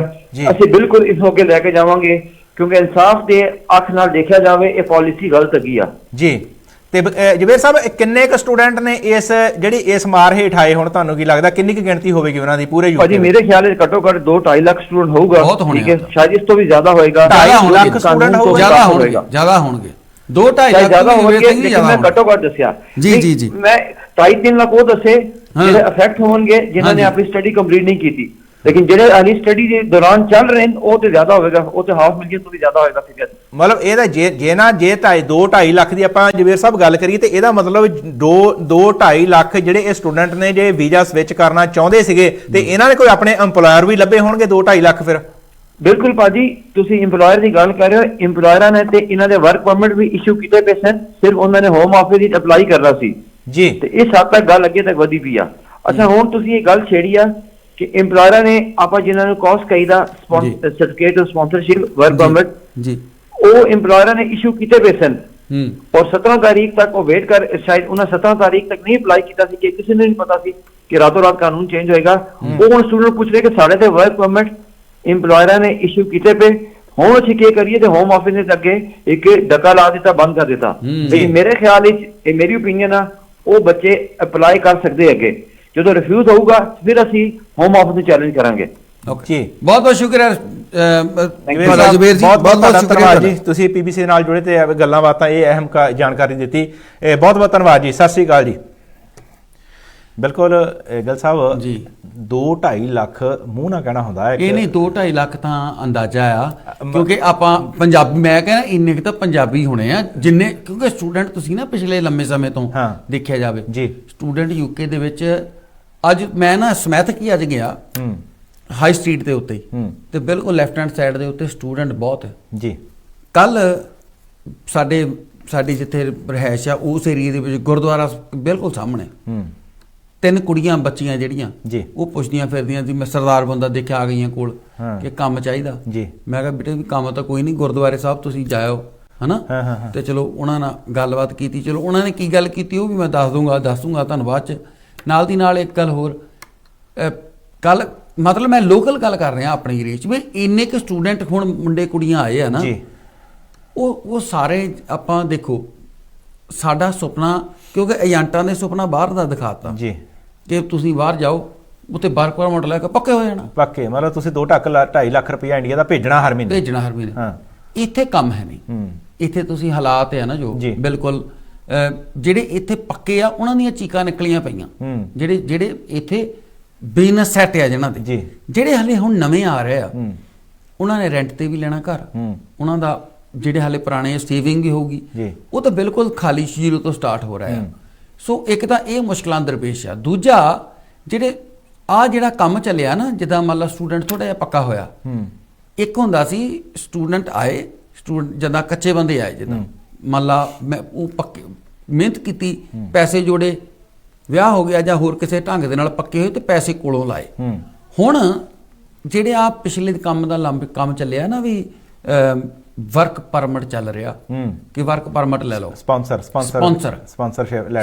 ਲੈਟਰ ਹੈ ਜਿਹੜੀ, ਇਹ ਬਹੁਤੇ ਲੈਟਰਾਂ ਜਿਹੜੀਆਂ ਇਹ ਮਤਲਬ ਕਿਸੇ ਨੇ ਕੰਪਨੀ ਖੋਲੀ, ਮੈਂ ਕੰਪਨੀ ਖੋਲੀ, ਮੈਂ ਲੈ ਸਕਦਾ, ਉਹ ਲੈ ਲਈ, ਤੁਸੀਂ ਕੰਪਨੀ ਤੇ ਆਪਣੇ ਸ਼ੋਅ ਕੀਤੇ ਤੇ ਲੈ ਲੈ, ਤੁਸੀਂ ਉਹ ਸਪਾਂਸਰਸ਼ਿਪ ਵੇਚਣੀ ਆ। ਆ ਭਾਜੀ ਹੁਣੀ ਮੇਰੇ ਨਾਲ ਗੱਲ ਕਰ ਰਹੇ ਸੀ ਅੱਜ, ਸੰਦੀਪ ਭਾਜੀ ਜੀ, ਬਿਲਕੁਲ ਤੁਹਾਨੂੰ ਕਿਸੇ ਨੇ ਕਿਹਾ ਕਿ ਮੇਰੀ ਸਪਾਂਸਰ ਬਕਾ ਦਿਓ ਤੇ 1000 ਪਾਉਂਡ ਲੈ ਲਓ, 1000 ਪਾਉਂਡ ਲੈ ਲਓ, ਬਿਲਕੁਲ ਇਹ ਸੱਚਾਈ ਹੈ ਜੀ, ਵਿਦ ਪ੍ਰੂਫ ਮੈਂ ਇਹ ਗੱਲ ਕਰ ਸਕਦਾ। ਇੱਕ ਨਹੀਂ ਗਿੱਲ ਸਾਹਿਬ, ਹਾਂਜੀ, ਇਦਾਂ ਦੇ ਬਹੁਤ ਸਾਰੇ ਸੱਜਣ ਨੇ ਕਿ ਇਸ ਲਈ ਸਪਾਂਸਰਸ਼ਿਪ ਲੈਟਰ ਤਾਂ ਲੈ ਲੈ ਤੇ ਇਸ ਲਈ ਜਦੋਂ ਇੱਕ ਬੰਦੇ ਨੂੰ ਹੁੰਦੀ ਨਾ ਉਮੀਦ ਭਈ ਮੈਂ ਆਹ ਲੈ ਲੈਣਾ ਭਈ ਪੈਸੇ ਲਾ ਕੇ ਤੇ ਗਾਂ ਦੀਦੀ ਆ ਭਈ ਲੈਟਰੀ ਨਿਕਲਣ ਵਾਲੀ ਆ, ਇਹ ਜਿਹੜਾ ਰਾਤੋਂ ਰਾਤ ਜਿਹੜਾ ਫੈਸਲਾ ਪਲਟਿਆ ਨਾ, ਉਹ ਬਹੁਤ ਸਾਰੀਆਂ ਦੀਆਂ ਜਿੱਦਾਂ ਸਟੂਡੈਂਟਾਂ ਦੀਆਂ ਆਸਾਂ ਧਰੀਆਂ ਰਹਿ ਗਈਆਂ ਨਾ, ਕਿ ਜਿਨ੍ਹਾਂ ਨੇ 17 ਤਰੀਕ ਨੂੰ, ਜਿੱਦਾਂ ਸਾਡੇ ਹੁਣ ਆਪਣਾ ਜਿਹੜਾ ਮੁੰਡਾ ਕੰਮ ਕਰਦਾ, ਇਹਨੇ 17 ਤਰੀਕ ਨੂੰ ਵੀਜ਼ਾ ਉਹ ਅਪਲਾਈ ਕਰਨਾ ਸੀਗਾ, ਦੁਪਹਿਰ 5 ਵਜੇ ਆਪਣਾ ਨਹੀਂ ਕਰਨਾ, ਕਿਸੇ ਹੋਰ ਦਾ ਕਰਨਾ ਸੀ ਨਾ, ਤੇ ਇਹਨੇ ਮਤਲਬ ਦੁਪਹਿਰ ਦੇ 5 ਵਜੇ ਕਰਨਾ ਸੀਗਾ ਸ਼ਾਮ ਨੂੰ, ਤੇ 3 ਵਜੇ ਜਿਹੜਾ ਨਵਾਂ ਇਦਾਂ ਹੀ ਜਿਹੜੀਆਂ ਬਹੁਤ ਸਾਰੇ ਲੋਕਾਂ ਨੇ ਜਿਹਨਾਂ ਕੋਲ ਸਪਾਂਸਰਸ਼ਿਪ ਲੈਟਰ ਚੱਕੀਆਂ ਫਿਰਦੇ ਨੇ, ਸਪਾਂਸਰ ਲਾਇਸੈਂਸ ਚੱਕੇ ਫਿਰਦੇ ਨੇ, ਉਹਨਾਂ ਦੀਆਂ ਆਸਾਂ ਵੀ ਬਹੁਤ ਸਾਰੀਆਂ ਧਰੀਆਂ। ਜੇ ਆਪਾਂ 2-2.5 ਲੱਖ ਸਟੂਡੈਂਟ ਦੀ ਕਰ ਲਈਏ ਤੇ 2-2.5 ਲੱਖ ਸਪਾਂਸਰ ਲਾਇਸੈਂਸ ਦੀ ਵੀ ਆਪਾਂ ਗੱਲ ਕਰੀਏ ਇੱਥੇ ਆ ਕੇ, ਇਹ ਗੱਲ ਹੈ ਜੀ। ਨਾਲ ਸਭ ਤੋਂ ਵੱਡੀ ਗੱਲ ਇਹਨਾਂ ਦੇ ਵਿੱਚ ਬਹੁਤ ਸਾਰੇ ਕੇਅਰ ਹੋਮਸ ਆ, ਕੇਅਰ ਹੋਮਸ ਵਾਲਿਆਂ ਨੂੰ ਲੈਟਰਾਂ ਮਿਲ ਗਈਆਂ, ਕੇਅਰ ਹੋਮਸ ਦੇ ਵਿੱਚ ਉਹਨਾਂ ਨੇ ਲੈਟਰਾਂ ਅਪਲਾਈ ਕਰ ਦਿੱਤੇ, ਲਾਇਸੈਂਸ ਮਤਲਬ 20 ਕੇਅਰ ਹੋਮਸ ਦੇ ਲਈ ਕੰਮ ਸੀਗਾ ਉਹਨਾਂ ਕੋਲ 3 ਜਾਂ 4 ਬੰਦਿਆਂ ਦਾ ਜਾਂ 5 ਬੰਦਿਆਂ ਦਾ, ਲਾਇਸੈਂਸ ਅਪਲਾਈ ਕੀਤੇ ਆ ਉਹਨਾਂ ਨੇ 20 ਲਈ, 20 ਜਿਹੜੇ ਆ ਉਹ ਕੇਅਰ ਹੋਮਸ ਦੇ ਲਈ ਉਹਨਾਂ ਨੇ ਅਪਲਾਈ ਕੀਤਾ, ਉਹਨਾਂ ਨੂੰ ਜੋਬ ਲੈਟਰ ਦੇ ਦਿੱਤੇ ਜੀ, ਚਲੋ ਜੀ ਹਾਂਜੀ ਤੁਹਾਡਾ ਵਰਕ ਪਰਮਿਟ ਹੋ ਜੂ। ਹੁਣ ਉਹ ਕੰਮ ਕਿੱਥੇ ਕਰਨਗੇ? ਕੰਮ ਕਰਨੇ ਦੀ ਜਦੋਂ ਗੱਲ ਆਉਂਦੀ ਆ ਤੇ ਉਹਨਾਂ ਨੂੰ ਕੰਮ ਵੀ ਨਹੀਂ ਦੇ ਹੋ ਰਿਹਾ, ਨਾਲ ਦੀ ਨਾਲ ਇਹ ਜਿਹੜਾ ਸਪਾਂਸਰ ਲੈਟਰ ਹੈ ਜਿਹੜੀਆਂ ਕੇਅਰ ਹੋਮਸ ਦੀਆਂ, ਇਹਨਾਂ ਉੱਤੇ ਇੱਕ ਪਿਛਲੇ ਦਿਨ ਦੀ ਜਾਂਚ ਵੀ ਚੱਲ ਪਈ ਆ, ਕੇਅਰ ਹੋਮਸ ਦੇ ਉੱਤੇ ਉਹਨਾਂ ਨੇ ਚੁੱਪ-ਚਪੀ ਤੇ ਇੱਥੇ ਰੌਲਾ ਨਹੀਂ ਪੈਂਦਾ ਹੁੰਦਾ ਕਿ ਵਿਜੀਲੈਂਸ ਦੀ ਜਾਂਚ ਹੋ ਗਈ ਆ ਜੀ, ਮਨਪ੍ਰੀਤ ਬਾਦਲ ਨੂੰ ਸਵੇਰੇ ਸੱਦ ਲਿਆ ਆ, ਜਿੱਦਾਂ ਆਪਾਂ ਸੁਣ ਰਹੇ ਸੀ ਕਿ ਸਵੇਰੇ ਉਹਨਾਂ ਨੂੰ ਕਹਿਤਾ ਵਿਜੀਲੈਂਸ ਨੇ ਪੇਸ਼ ਹੋਵੋ, ਇੱਥੇ ਇਦਾਂ ਨਹੀਂ ਕਹਿੰਦੇ ਪੇਸ਼ ਹੋਵੋ, ਇੱਥੇ ਚੁੱਪ-ਚਪੀਤੇ ਉਹ ਆਪਣਾ ਕੰਮ ਕਰੀ ਜਾਂਦੇ ਆ, ਉਹ ਆਪਣੀ ਜਾਂਚ ਕਰੀ ਜਾਂਦੇ ਆ। ਜਦੋਂ ਉਹਨਾਂ ਦੇ ਹੱਥ ਪੁਖਤਾ ਸਬੂਤ ਆ ਗਏ, ਉਹਨਾਂ ਨੇ ਉਸ ਵਕਤ ਤੁਹਾਡੇ ਘਰ ਰੇਡ ਕਰਨੀ ਆ, ਤੇ ਤੁਹਾਨੂੰ ਇਦਾਂ ਨਹੀਂ ਕਿ ਤੁਸੀਂ ਰੱਬ ਆਸਰੇ ਕਹੋ ਵੀ 3 ਮਹੀਨੇ 'ਚ ਚਲਾਨ ਪੇਸ਼ ਕਰਨਾ, ਪੇਸ਼ ਹੋ ਗਿਆ ਠੀਕ ਆ, ਨਹੀਂ ਤਾਂ ਜ਼ਮਾਨਤ ਮਿਲ ਜੂਗੀ, ਇਦਾਂ ਨਹੀਂ। ਇੱਥੇ ਸਿਸਟਮ ਆ, ਸਿਸਟਮ ਕਰਕੇ ਲੋਕ ਭੱਜਦੇ ਆ ਨਾ। ਸਿਸਟਮ ਇਸ ਤਰ੍ਹਾਂ ਦਾ ਆ ਕਿ ਇੱਥੇ ਪਹਿਲਾਂ ਉਹਨਾਂ ਨੇ ਜਿਹੜੀ ਆ ਜਾਂਚ ਕਰਕੇ ਫਿਰ ਹੱਥ ਪਾਉਣਾ। ਸੋ ਕੇਅਰ ਹੋਮਸ ਵਾਲੇ ਆ ਨਾ ਜਿਹੜੇ, ਜਾਂ ਜਿਹੜੇ ਨੇ ਲੈਟਰ ਦਿੱਤੇ ਆ, ਬਹੁਤ ਸਾਰਿਆਂ ਉੱਤੇ ਮੈਂ ਕੱਲ ਇੱਕ ਗੱਲ ਕਰ ਰਿਹਾ ਸੀ ਵਕੀਲ ਸਾਹਿਬ ਨਾਲ ਜੀ, ਉਹਨਾਂ ਨੇ ਵੀ ਗੱਲ ਇਹ ਕਹੀ, ਉਹ ਕਹਿੰਦਾ ਕਿ ਜਿਹੜਿਆਂ ਨੇ ਲੈਟਰਾਂ ਲੈ ਕੇ ਲੈਟਰਾਂ ਦੇ ਦਿੱਤੀਆਂ ਅੱਗੇ, ਕਹਿੰਦਾ ਕੱਲ ਨੂੰ ਉਹਨਾਂ ਦੇ ਅਕਾਊਂਟਾਂ ਦੀ ਵੀ ਜਾਂਚ ਹੋਣੀ ਆ ਕਿ ਤੁਹਾਡੇ ਅਕਾਊਂਟ ਦੇ ਵਿੱਚ ਆਹ ਪੈਸਾ ਆਇਆ, ਤੁਸੀਂ 20,000 ਪਾਉਂਡ ਲਿਆ, ਤੁਸੀਂ 20,000 ਪਾਉਂਡ ਲੈ ਕੇ ਵੇਚ ਨਹੀਂ ਸਕਦੇ ਸੀ ਇਹਨੂੰ, ਤੁਹਾਨੂੰ ਵਰਕਰ ਦੀ ਜ਼ਰੂਰਤ ਕਹਿ ਕੇ ਤੁਸੀਂ ਲਾਇਸੈਂਸ ਲਏ ਸੀ ਤੇ ਤੁਹਾਨੂੰ ਲਾਇਸੈਂਸ ਆ ਗਏ। ਉਹ ਕਹਿੰਦਾ ਕਿ ਤੁਸੀਂ ਅੱਜ ਤੁਹਾਡੇ ਅਕਾਊਂਟ 'ਚ ਪੈਸੇ ਆ ਗਏ ਨਾ, ਉਹ ਕਦੀ ਉਹ ਰੈਕੋਰਡ ਤੇ ਚੜ ਗਿਆ, ਨਾ ਤਾਂ ਬੈਂਕ ਨੇ ਮੁਕਰਨਾ, ਤੁਸੀਂ ਬੈਂਕ ਦਾ ਖਾਤਾ ਚੇਂਜ ਕਰ ਦੋਗੇ ਤਾਂ ਜਦੋਂ ਉਹਨਾਂ ਨੇ ਜਾਂਚ ਕਰਨੀ ਉਹਨਾਂ ਨੇ ਪੁਰਾਣਾ ਕੱਢ ਲੈਣਾ, ਬੋਲਣਾ ਫਿਰ ਉਹੀ ਆ, ਬੋਲਣਾ ਉਹੀ ਆ। ਤੁਹਾਡੇ ਖਾਤੇ ਦੇ ਵਿੱਚ ਆਏ ਪੈਸੇ ਵੀ, ਉਹ ਕਹਿੰਦਾ ਇਹ ਇਹਨਾਂ ਦੇ ਜੀ ਦਾ ਜੰਜਾਲ ਬਣਨਾ ਇਹਨਾਂ ਲਈ, ਕਿਉਂਕਿ ਇਹਨਾਂ ਨੇ ਕੰਮ ਵੇਚਣ ਦਾ ਫੜ ਲਿਆ। ਠੀਕ ਆ, ਸਰਕਾਰ ਜਿਹੜੀ ਆ ਇੱਥੇ ਇੰਟੈਲੀਜੈਂਸੀ ਆ, ਜਿਹੜਾ ਸਰਕਾਰ ਆ ਨਾ, ਉਹ ਇਦਾਂ ਬੁੜਕਦੇ ਨਹੀਂ ਫਿਰਦੇ, ਜਿੱਦਾਂ ਮੇਜਰ ਆ ਰਿਹਾ ਰੌਲੀ ਪਾਉਂਦਾ ਹੁੰਦਾ ਨਾ ਗੌਰਵ ਆ ਰਿਹਾ ਕਿ ਐ ਕਰਦਾ ਕਿਉਂ ਕਰਦਾਂਗੇ, ਇਹ ਇੱਥੇ ਇਦਾਂ ਦਾ ਪ੍ਰੋਪੋਗੰਡਾ ਨਹੀਂ ਕੋਈ ਕਰੇ ਵੀ ਤੇ ਉਹਨੂੰ ਚੁੱਪ, ਅਗਲਾ ਸਰਕਾਰ ਉਹਦੇ ਪਤਾ ਲੱਗਦਾ ਜਿੱਦਾਂ 17 ਤਰੀਕ ਨੂੰ ਹੋਇਆ, 17 ਤਰੀਕ ਨੂੰ ਹੋਇਆ। ਇਹ ਸਰਕਾਰਾਂ ਦੇ ਫੈਸਲੇ ਆ, ਇਹਨਾਂ ਨੇ ਜਿਹੜੀਆਂ ਏਜੰਸੀਆਂ ਇੱਥੇ ਦੀਆਂ ਕੰਮ ਵੀ ਕਰਦੀਆਂ, ਉਹ ਚੁੱਪ-ਚਪੀਤੇ ਆਪਣੀ ਜਾਂਚ ਕਰੀ ਜਾਂਦੀਆਂ, ਕਿਸੇ ਦੀ ਵੀ ਕਰਨੀ ਹੋਵੇ। ਕੋਰਟ ਕੇਸ ਲੰਮੇ ਸਾਲਾਂ ਵਾਲੇ ਕੱਢ ਲੈਂਦੇ ਆ ਜੀ। ਸੋ ਕਈ ਵਾਰੀ ਤਾਂ ਉਹ ਕਹਿੰਦਾ ਕਿ ਜਿਹੜੇ ਕਈਆਂ ਦੀ ਜੀਵਨ ਸ਼ੈਲੀ ਬਦਲੀ, ਮਤਲਬ ਤੁਹਾਡੇ ਕੋਲ ਕਾਰ ਸੀਗੀ ਵੌਕਸਵੈਗਨ ਦੀ, ਠੀਕ ਹੈ ਜੀ, ਤੇ ਤੁਸੀਂ ਜੀ ਵੈਗਨ ਲਿਆਂਦੀ, ਮਹਿੰਗੀਆਂ ਗੱਡੀਆਂ ਲੈ ਲਈਆਂ, ਮਹਿੰਗੀਆਂ ਗੱਡੀਆਂ, ਕੰਮ ਤੁਹਾਡਾ ਪਹਿਲਾਂ ਵੀ ਉਹੀ ਸੀ ਤੇ ਹੁਣ ਵੀ ਉਹੀ ਹੈ। ਉਹ ਉਸ ਮਸਲੇ ਦੇ ਵਿੱਚ ਵੀ ਤੁਹਾਡੀ ਉਹਨਾਂ ਨੇ ਜਾਂਚ ਕਰਨੀ ਸ਼ੁਰੂ ਕਰ ਦੇਣੀ ਆ ਕਿ ਇਹਦੀ ਇਨਕਮ ਕੀ ਆ, ਬਿਲਕੁਲ ਕਿੱਥੋਂ ਪੈਸਾ ਆਇਆ ਜੀ, ਬਿਲਕੁਲ। ਸੋ ਇਹ ਜਦੋਂ ਕੜਿੱਕੀ ਜੀ ਫਸਾਉਂਦੇ ਆ ਨਾ ਜੀ, ਇਹ ਪ੍ਰੋਪਰ ਸਬੂਤਾਂ ਦੇ ਨਾਲ, ਪ੍ਰੋਪਰ ਬਿਲਕੁਲ ਇੱਕ ਸਿਸਟਮ ਦੇ ਰਾਹੀਂ ਤੁਹਾਡੇ ਮੂੰਹ ਰੱਖਦੇ, ਤੁਹਾਡੇ ਕੋਲ ਇੱਕੋ ਹੀ ਚਾਰਾ ਹੁੰਦਾ ਕਿ ਤੁਸੀਂ ਗਿਲਟੀ ਹੋ ਜਾਓ। ਜੇ ਨੌਨ ਗਿਲਟੀ ਤੁਸੀਂ ਕਹਿੰਦੇ ਆ, ਮੈਂ ਆਪਣੇ ਜਿਹੜੇ ਵਿਊਅਰਸ ਆ ਕਿਤੇ ਹੋਰ ਵਿਦੇਸ਼ 'ਚ ਬੈਠੇ ਦੱਸ ਦਿੰਦਾ, ਗਿਲਟੀ ਮੀਨਿੰਗ ਕਿ ਹਾਂ ਆ ਜੋ ਤੁਸੀਂ ਮੇਰੇ ਮੂਹਰੇ ਪਲੰਦਾ ਰੱਖਿਆ ਇਹ ਸਾਰਾ ਕੁਝ ਸਹੀ ਆ, ਮੈਂ ਮੰਨਦਾ ਮੈਂ ਗਲਤ ਆ। ਫਿਰ ਵਕੀਲ ਥੋੜੀ ਜਿਹੀ ਤੁਹਾਨੂੰ ਰਾਇਤ ਦੇ ਦਿੰਦੇ ਆ, ਹਾਂ ਵੀ ਤੁਹਾਨੂੰ ਜੇ ਇੱਥੇ 10 ਸਾਲ ਦੀ ਹੋਣੀ ਉੱਥੇ 8 ਸਾਲ ਦੀ ਹੋ ਜੂ, ਹੋਣੀ ਹੈ। ਤੇ ਜੇ ਤੁਸੀਂ ਕਹੋਗੇ ਕਿ ਨੌਨ ਗਿਲਟੀ, ਹਾਂ ਵੀ ਮੈਂ ਝੂਠਾ ਵੀ ਆ ਤੇ ਮੈਂ ਅੜਨਾ ਵੀ ਆ, ਉਹ ਉੱਥੇ ਕਹਿੰਦੇ ਫੇ ਆ ਜਾ ਪੁੱਤ ਹੋ ਸਿੱਧਾ ਜਰਾ, ਉਹਦੇ ਵਿੱਚ ਉਹ ਫੇ 10 ਦਾ 12 ਕਰਦੇ ਆ। ਸੋ ਇਹ ਜਿਹੜੀਆਂ ਜੋ ਪਿਛਲੇ ਲੰਮੇ ਸਮੇਂ ਚ ਲਿਆ, ਹੁਣ ਤੇ ਲੋਨ ਮਿਲੇ ਸੀ ਜੀ ਕੰਪਨੀਆਂ ਨੂੰ, ਬਿਲਕੁਲ ਕਿੱਦਾਂ ਲਏ ਸੀ ਲੋਨ? ਹਾਂ ਬਿਲਕੁਲ, ਕਰੋਨਾ ਕਰਕੇ ਲੈ ਸੀ, ਕਰੋਨਾ ਕਰਕੇ ਲੈ ਸੀ ਨਾ ਪਾਉਂਡ ਦੇ। ਤੇ ਉਹ ਕਈਆਂ ਨੂੰ ਇਹ ਸੀ ਵੀ ਆਪਾਂ ਮੋੜਨੇ ਨਹੀਂ। ਹਾਂਜੀ, ਉਹਨਾਂ ਨੇ ਬੈਂਕਾਂ ਨੇ ਪ੍ਰੋਪਰ ਲੈਟਰ ਭੇਜੇ ਆ ਜਿਨ੍ਹਾਂ ਨੇ ਮੁੱਕਰੇ ਨਹੀਂ। ਲੰਡਨ ਦੇ ਵਿੱਚ ਇੱਕ ਬੈਂਕ ਮੈਨੇਜਰ ਨੇ ਲੋਨ ਦਵਾਏ ਸੀ, ਹਿੱਸਾ ਕੀਤਾ ਉਹ, ਹਾਂ ਹਿੱਸਾ ਪੱਤੀ ਰੱਖਿਆ ਹੋਣਾ ਜੀ, ਹਿੱਸਾ ਪੱਤੀ, ਹਾਂ ਉਹਦੇ ਉੱਤੇ ਕਾਰਵਾਈ ਹੋਈ ਆ। ਸੋ ਇਦਾਂ ਦੇ ਜਿਹੜੇ ਕੋਈ ਵੀ ਸਰਕਾਰ ਬੈਨੀਫਿਟ ਦਿੰਦੀ ਹੈ ਨਾ, ਲਾਇਸੈਂਸ ਵੀ ਇੱਕ ਬੈਨੀਫਿਟ ਸੀ ਕਾਮਿਆਂ ਲਈ। ਤੇ ਜੋ ਜਿਸ ਤਰ੍ਹਾਂ ਦੇ ਨਾਲ ਸਾਡੇ ਭਾਈਚਾਰੇ ਨੇ ਇਹਨੂੰ ਵਰਤਿਆ ਤੇ ਨਾਲ ਦੀ ਨਾਲ ਜਿਹੜੇ ਵਰਕਰ ਸੀ, ਸਟੂਡੈਂਟ ਆ, ਉਹਨਾਂ ਦੇ ਕੋਲੋਂ ਵੀ 20,000 ਪਾਉਂਡ ਲਿਆ। ਬਿਲਕੁਲ ਜੀ। ਮੈਨੂੰ ਫੋਨ ਆਇਆ ਸੀ ਇੱਕ ਰਿਸ਼ਤੇਦਾਰਾਂ ਦਾ ਕਿ ਸਾਨੂੰ ਵਰਕ ਪਰਮਿਟ ਦਵਾ ਦੇ, ਤੇ ਪੈਸੇ ਤੱਕ ਮੁੰਡਾ ਤਾਂ ਕੰਮ ਇੱਥੇ ਆਇਆ ਨੂੰ ਕੰਮ ਨਹੀਂ ਮਿਲਿਆ। 20,000 ਪਾਉਂਡ ਵੀ ਪਿੱਛੋਂ ਹੋਣਾ ਸੀ, ਤੇ ਪਿੱਛੋਂ ਠੀਕ। ਪਰ ਜੋ ਹਾਲਾਤ ਸੀ ਵਰਕ ਪਰਮਿਟ ਦਾ ਬਹੁਤ ਸੀ, ਪਰ ਇਦਾਂ ਦੇ ਜੀ ਜੰਜਾਲ ਦੇ ਵਿੱਚ ਜਿਹੜਾ ਕੰਮ ਹੀ ਇਲੀਗਲ ਆ, ਉਹ ਚ ਆਪਾਂ ਕਿਉਂ ਫਸਦੇ ਫਿਰੀਏ? ਕੱਲ ਨੂੰ ਉਹ ਕਿਸੇ ਪਾਸੇ ਗੱਲ ਨਾ ਲੱਗੀ, ਅਗਲੇ ਨੇ ਨਿੱਕੀ ਜਿਹੀ ਗੱਲ ਦਾ ਮੂੰਹ ਹਿਲਾ ਦੇਣਾ, ਯਾਰ ਕੀ ਪਤਾ ਕੀ ਲੈ ਲਿਆ। ਜਿਵੇਂ ਕਹਿੰਦੇ ਆਪਾਂ ਗੱਲ ਹੀ ਕਰ ਰਹੇ ਹਾਂ, ਬਿਲਕੁਲ 1000 ਪਾਉਂਡ ਕਹਿੰਦੇ ਸੀ ਜੀ। ਤੇ ਕੱਲ ਨੂੰ ਗੱਲ ਇਦਾਂ ਦੇ ਆ, ਇਹ ਹਾਲਾਤ ਜਿਹੜੇ ਬਣੇ ਆ ਨਾ, ਆਪਾਂ ਆਪ ਰਾਹ ਦਿੰਨੇ ਆ ਕਿ ਆਓ ਭਾਈ ਸਾਡੇ ਸਿੰਘ ਮਾਰੋ। ਬਿਲਕੁਲ।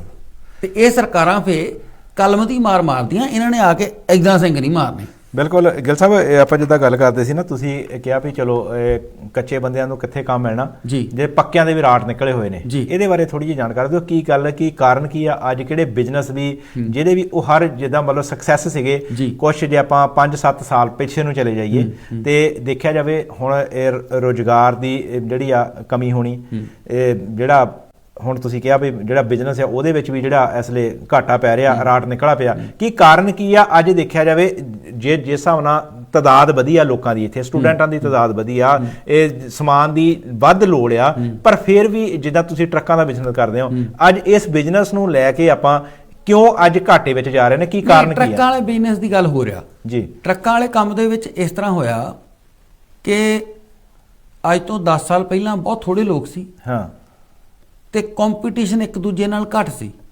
ਇੱਕ ਅੱਖ ਸ਼ਰਮ ਵੀ ਸੀ ਕਿ ਮਤਲਬ ਇੱਕ ਜਗ੍ਹਾ ਆਪਾਂ ਕੰਮ ਕਰਦੇ ਆ, ਉੱਥੇ ਜੇ 5 ਜਣੇ ਅਸੀਂ ਕਰਦੇ ਆ ਤੇ 5 ਹੀ ਇੱਕ ਦੂਜੇ ਨੂੰ ਜਾਣਦੇ ਆ, ਜਾਂ 10 ਜਣੇ, ਤੇ ਕਿਸੇ ਇੱਕ ਦੀ ਜ਼ਰੂਰਤ ਨਹੀਂ ਸੀ ਉਹ ਅੰਦਰ ਜਾ ਕੇ ਕਹਿ ਦੇਵੇ ਕਿ ਭਾਈ ਆ 120 ਵਾਲੀ ਜੌਬ ਆ ਜਿਹੜੀ, ਇਹ ਤੁਸੀਂ ਮੈਨੂੰ ਦੇ ਦਿਓ, ਮੈਂ 100 ਚ ਕਰ ਦੂੰ।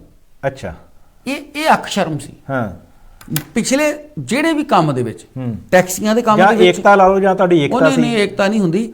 ਜਿਹੜੇ ਕੰਮ ਦੇ ਵਿੱਚ 4 ਪੈਸੇ ਹੁੰਦੇ ਆ ਨਾ, ਸਾਡਾ ਭਾਈਚਾਰਾ ਉਹਦਾ ਵੀ ਐਨ ਮਿੰਝ ਕੱਢਦਾ।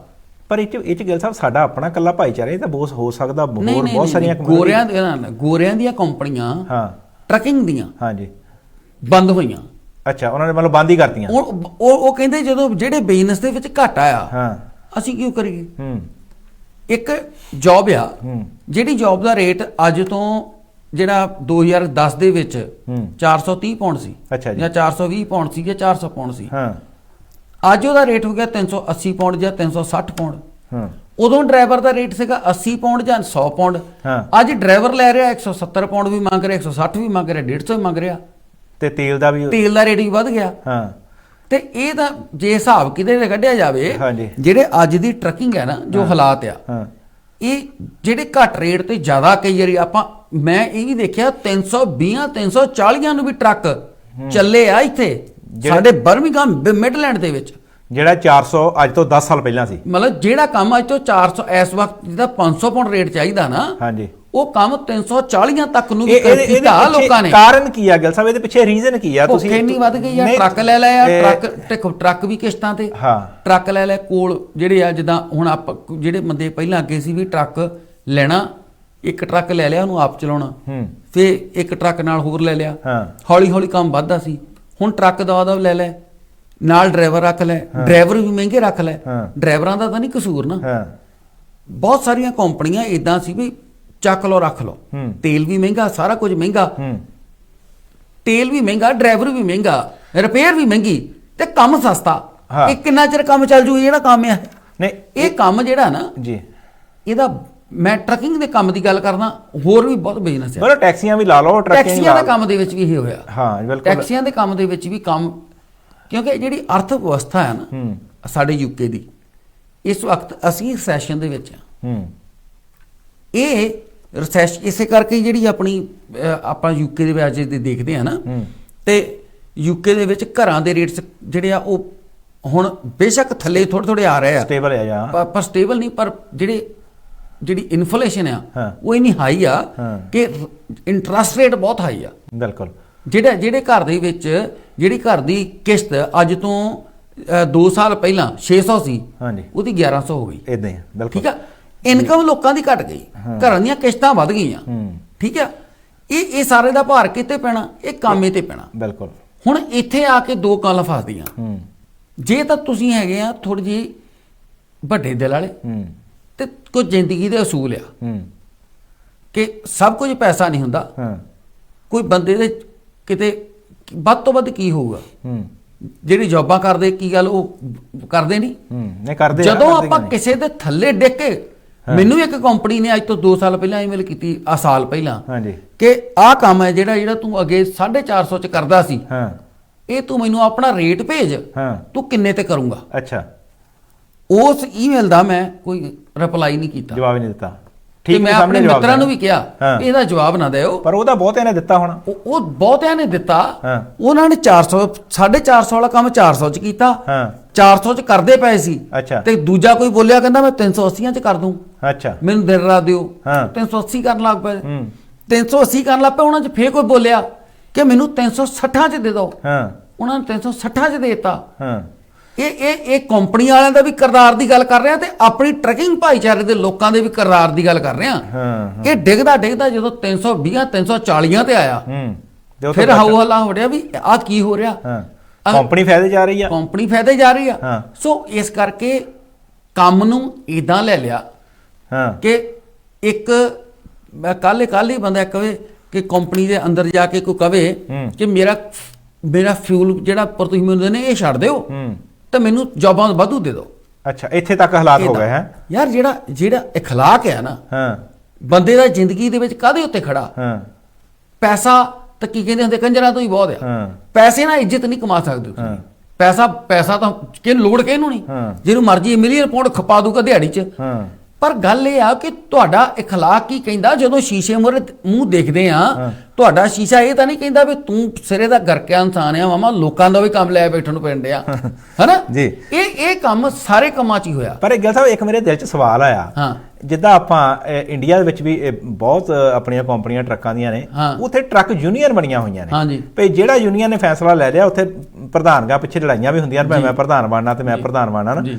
ਪਰ ਜਿਹੜਾ ਇੱਕ ਟਰੱਕ ਯੂਨੀਅਨ ਨੇ ਫੈਸਲਾ ਲੈ ਲਿਆ ਵੀ ਉਹ ਫੈਸਲਾ ਅਟਾਲਿਆ ਵੀ ਅਸੀਂ ਇਸ ਰੇਟ ਤੋਂ ਘੱਟ ਕੋਈ ਕੰਮ ਨਹੀਂ ਕਰਨਾ, ਟਰੱਕ ਖੜੇ ਰਹਿਣਗੇ ਤਾਂ ਖੜੇ ਰਹਿਣਗੇ। ਕਿ ਇਹੋ ਜਿਹਾ ਇੱਥੇ ਸਿਸਟਮ ਹੈ ਨਹੀਂਗਾ ਯੂਕੇ ਦੇ ਵਿੱਚ? ਬਈ ਯੂਨੀਅਨ ਬਣ ਸਕਦੀ ਆ, ਮਤਲਬ ਹਜੇ ਤੱਕ ਹੈ ਨਹੀਂ ਕੋਈ। ਨਹੀਂ ਇਹ ਜਿਹੜੇ ਕਈ ਵਾਰੀ ਕੋਸ਼ਿਸ਼ ਵੀ ਹੋ ਚੁੱਕੀ ਆ, ਪਰ ਅਸਲ ਦੇ ਵਿੱਚ ਇਦਾਂ ਹੋ ਜਾਂਦਾ ਕਿ ਇਹ ਯੂਨੀਅਨ ਵਾਲਾ ਕੰਮ ਸਿਰੇ ਨਹੀਂ ਚੜਦਾ। ਕਿਉਂਕਿ ਟਰੱਕ ਹੈ ਨਾ, ਜਿਹਦਾ ਮਤਲਬ ਤੁਹਾਡਾ ਕੰਮ ਆਪਾਂ ਚਾਰ ਮਤਲਬ 10 ਟਰੱਕ ਆ, ਜੇ ਤਾਂ 10 ਏਕਾ ਕਰਨ ਤਾਂ ਗੱਲ ਹੋ ਸਕਦੀ ਆ। ਤੇ ਜੇ ਵਿੱਚੋਂ 6 ਕਹਿਣ ਵੀ ਅਸੀਂ ਤਾਂ ਕੰਮ ਇਦਾਂ ਹੀ ਕਰਨਾ, ਅੱਛਾ ਸਾਨੂੰ ਤਾਂ ਪੁੱਗਦਾ, ਫੇਰ ਤਾਂ ਬਣਨਾ ਨਹੀਂ, ਸਾਨੂੰ ਪੁੱਗਦਾ ਭਾਈ। ਬਿਲਕੁਲ।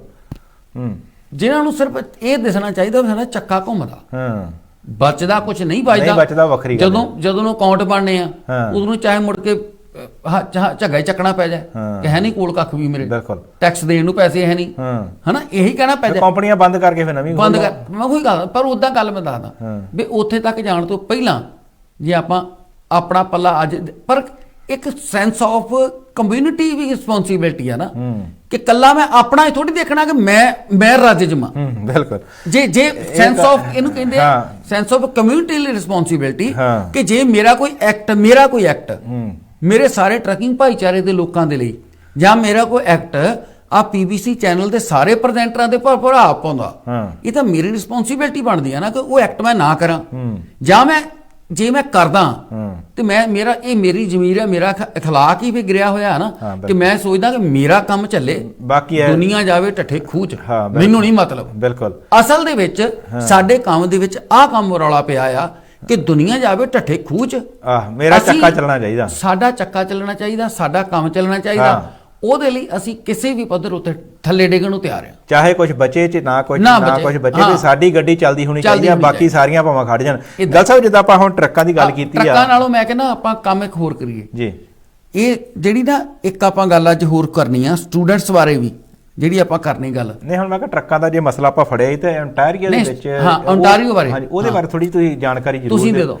ਇਹ ਮੈਂ ਨਹੀਂ- ਦੇ ਦੇਣਾ। ਇਹ ਹਾਂ ਬਿਲਕੁਲ, ਮੈਂ ਤੁਹਾਨੂੰ ਥੋੜੀ ਜਿਹੀ ਖਬਰ ਨਸ਼ਰ ਕਰ ਦਿੰਦਾ ਕਿ ਹਾਂਜੀ। ontario ਦੇ ਵਿੱਚ ਜੀ ਇੱਕ ਗਰੋਹ ਫੜਿਆ ਗਿਆ ਆ ਮੈਂ ਭੇਜੀ ਫੋਟੋ ਇਹਨਾਂ ਨੂੰ ਜੀ, BBC ਜਿਹੜਾ ਇਹ ਟਰੱਕ ਚੋਰੀ ਕਰਦਾ ਸੀਗਾ। ਟਰੱਕ ਚੋਰੀ ਕਰਕੇ ਉਹਦੇ ਵਿੱਚ ਪਾਰਟਸ ਕੱਢ ਕੇ ਵੇਚਦਾ ਹੁੰਦਾ ਸੀਗਾ ਤੇ ਵੇਚ ਕੇ ਪੈਸਾ ਕਮਾਉਣਾ, ਛੇਤੀ ਅਮੀਰ ਬਣਨ ਦੇ ਚੱਕਰਾਂ ਦੇ ਵਿੱਚ ਉਹਦੇ ਵਿੱਚ ਹੁਣ ਜਿਹੜਾ ਪੁਲਿਸ ਨੇ ontario ਦੀ ਪੁਲਿਸ ਨੇ ਇੱਕ ਗਰੋਹ ਕਾਬੂ ਕੀਤਾ ਹੈ ਜਿਹਦੇ ਵਿੱਚ 15 ਪੰਜਾਬੀ ਨੇ ਜੀ। ਇਹ ਜਿਹੜੀ ਤੁਸੀਂ ਤਸਵੀਰ ਭੇਜੀ ਹੈ ਤਸਵੀਰ ਤਸਵੀਰ ਤੇ ਦੇਖੀ ਲਾ ਹੈ, ਲਓਗੇ ਜੀ, ਸ਼ਾਇਦ ਜੀ। ਜੇ ਦਰਸ਼ਕ ਸਾਡੇ ਨਹੀਂ, ਦੇਖ ਦੇਖਦੇ ਚੁੱਕੇ ਹੋਣ, ਆ। ਜੇ ਸਾਡੇ ਹੋ ਇਹਨਾਂ ਦੇ ਸਕਦਾ ਵਿੱਚ ਇਹਨਾਂ ਵਿੱਚੋਂ ਅਜੇ ਕਿਸੇ ਆ ਅਮਰਤਪਾਲ ਸਿੰਘ, ਸੁਖਵਿੰਦਰ ਸਿੰਘ ਆ ਮੁੰਡੇ ਸਾਰੇ ਆਪਣੇ ਆ ਜੀ ਵਿੱਚ। ਇਹੀ ਤਾਂ ਗੱਲ ਹੈ, ਇਹੀ ਮੈਂ ਤੁਹਾਨੂੰ ਗੱਲ ਦੱਸਦਾ ਜੀ। ਆ ਜਿਹੜੀਆਂ ਗੱਲਾਂ ਆਪਾਂ ਕਰ ਰਹੇ ਆ ਹਾਂ ਕਿ ਪੈਸੇ ਨੇ ਇਦਾਂ ਕਮਲਾ ਕਰ ਦਿੱਤਾ ਲੋਕਾਂ ਨੂੰ। ਹੁਣ ਇਹ ontario ਪੁਲਿਸ ਆ ਜਿਹੜੀ ਜੀ ਆ, ਮੈਂ ਪਿਛਲੇ ਦਿਨ ਰਹਿ ਕੇ ਆਇਆ ਕੈਨੇਡਾ। ਹਾਂ ਉਹ ਸਿਸਟਮ ਬਾਹਰਲੇ ਦੇਸ਼ਾਂ ਦਾ ਕੰਮ ਕਰਨ ਦਾ ਇਹ ਹੀ ਆ। ਅਗਲਿਆਂ ਨੇ ਪੂਰੀ ਟ੍ਰੇਲ, ਉਹਨਾਂ ਨੇ 15 ਦੇ 15 ਫੜਨੇ ਸੀ ਜੀ। ਫੜਨ ਨੂੰ ਇੱਕ ਅੱਧਾ ਕਿਤੇ ਟਰੱਕ ਲੈ ਕੇ ਜਾਂਦਾ ਜਾਂ ਉਹਨਾਂ ਹੱਥ ਜਦੋਂ ਕਲੂ ਆ ਗਿਆ ਹਾਂ ਫੜ ਸਕਦੇ ਸੀ, ਬਿਲਕੁਲ ਪਰ ਅਗਲੇ ਨੇ ਫੋਨ ਟੈਪ ਤੇ ਲਾ ਲਿਆ। ਅਗਲੇ ਨੇ ਉਸ ਹਿਸਾਬ ਦੇ ਨਾਲ ਕੰਮ ਕਰਕੇ ਜੀ ਪ੍ਰੋਪਰ ਇਹ ਸਾਰੀ ਗਰੋਹ ਨੂੰ ਹੱਥ ਪਾਇਆ। ਹਾਂ ਤੇ ਗੱਲ ਇੱਥੇ ਆ ਕੇ ਨਿਬੜਦੀ ਆ। ਤੁਸੀਂ ਨਾ ਕੈਨੇਡਾ ਗਏ ਕਿ ਨਹੀਂ? ਨਹੀਂ ਜਾਣ ਦਾ ਮੌਕਾ ਨਹੀਂ ਮਿਲਿਆ ਜੀ। ਉੱਥੇ ਕੰਮ ਇਦਾਂ ਆ ਚੱਲ ਪਿਆ ਆ। ਕੈਨੇਡਾ ਦੇ ਜਿਹੜੇ ਆਪਣੇ ਭਾਈਚਾਰੇ ਦੇ ਲੋਕ ਆ ਉਧਰ ਕੀ ਚੱਲ ਪਿਆ, ਉਧਰ ਏਰੀਆ ਜਿੱਦਾਂ ਹੈਗੇ ਆ ਬਰੈਂਪਟਨ ਪੁਰਾਣਾ ਏਰੀਆ ਨਾ, ਬਿਲਕੁਲ। ਜਿੱਥੇ ਲੋਕ ਰਹਿੰਦੇ ਸੀ, ਮਤਲਬ ਜਿੱਥੇ ਆ ਕੇ ਵਸੇ ਲੋਕ, ਹਾਂ ਉੱਥੇ ਆ ਕੇ ਸਭ ਤੋਂ ਪਹਿਲਾਂ ਲੋਕ ਰਹੇ, ਲੋਕਾਂ ਨੇ ਘਰ ਬਣਾਏ, ਸਟਰੀਟਾਂ ਬਣੀਆਂ, ਸਾਰਾ ਕੁਝ ਸਾਫ਼ ਸੁਥਰਾ ਏਰੀਆ, ਕੋਈ ਐਸੀ ਗੱਲ ਨਹੀਂ। ਪਰ ਮੰਨ ਲਓ ਉਹਨਾਂ ਦੇ ਵਿੱਚ ਇੱਕ ਘਰ ਦੇ ਕੋਲ ਉਹਨਾਂ ਦਾ ਕੰਮ ਚੱਲਿਆ, ਉਹਨਾਂ ਕੋਲ ਪੈਸੇ ਆ ਗਏ, ਉਹਨਾਂ ਨੇ ਕਹਿਣਾ ਵੀ ਇਹ ਡਰਟੀ ਪੀਪਲਸ ਆ। ਮਤਲਬ ਆ ਜਿਹੜੇ ਨਵੇਂ ਆਉਣੇ ਆ। ਨਹੀਂ ਇਹ ਜਿੱਥੇ ਮੈਂ ਰਹਿ ਰਿਹਾ ਨਾ, ਇਹ ਹੁਣ ਹਾਂ ਲੋ ਏਰੀਆ ਹੋ ਗਿਆ ਹੈ। ਅੱਛਾ, ਥੋੜਾ ਜਿਹਾ ਉੱਤੇ ਚੱਲੀਏ, ਹੋਰ ਪਾਸੇ ਚਲੀਏ ਜਿੱਥੇ ਆਪਣਾ ਭਾਈਚਾਰਾ ਨਾ ਹੋਵੇ। ਨਾ ਆਪਣਾ ਭਾਈਚਾਰਾ ਵੀ ਹੋਵੇ, ਪਰ ਇੱਥੋਂ ਨਿਕਲੀਏ। ਹਾਂ ਇਹ ਏਰੀਆ ਡਰਟੀ ਹੋ ਗਿਆ, ਰਹਿਣ ਦੇ ਯੋਗ ਨਹੀਂ। ਰਹਿਣ ਯੋਗ ਨਹੀਂ। ਹਾਂ ਉਹ ਘਰ ਕਿਰਾਏ ਤੇ ਦੇਤਾ, ਹੋਰ ਲੈ ਲਿਆ, ਉੱਥੇ ਚਲ ਗਏ, ਉੱਥੇ 5-7 ਸਾਲ ਰਹੇ, ਉਹ 4 ਪੈਸੇ ਹੋਰ ਆ ਗਏ।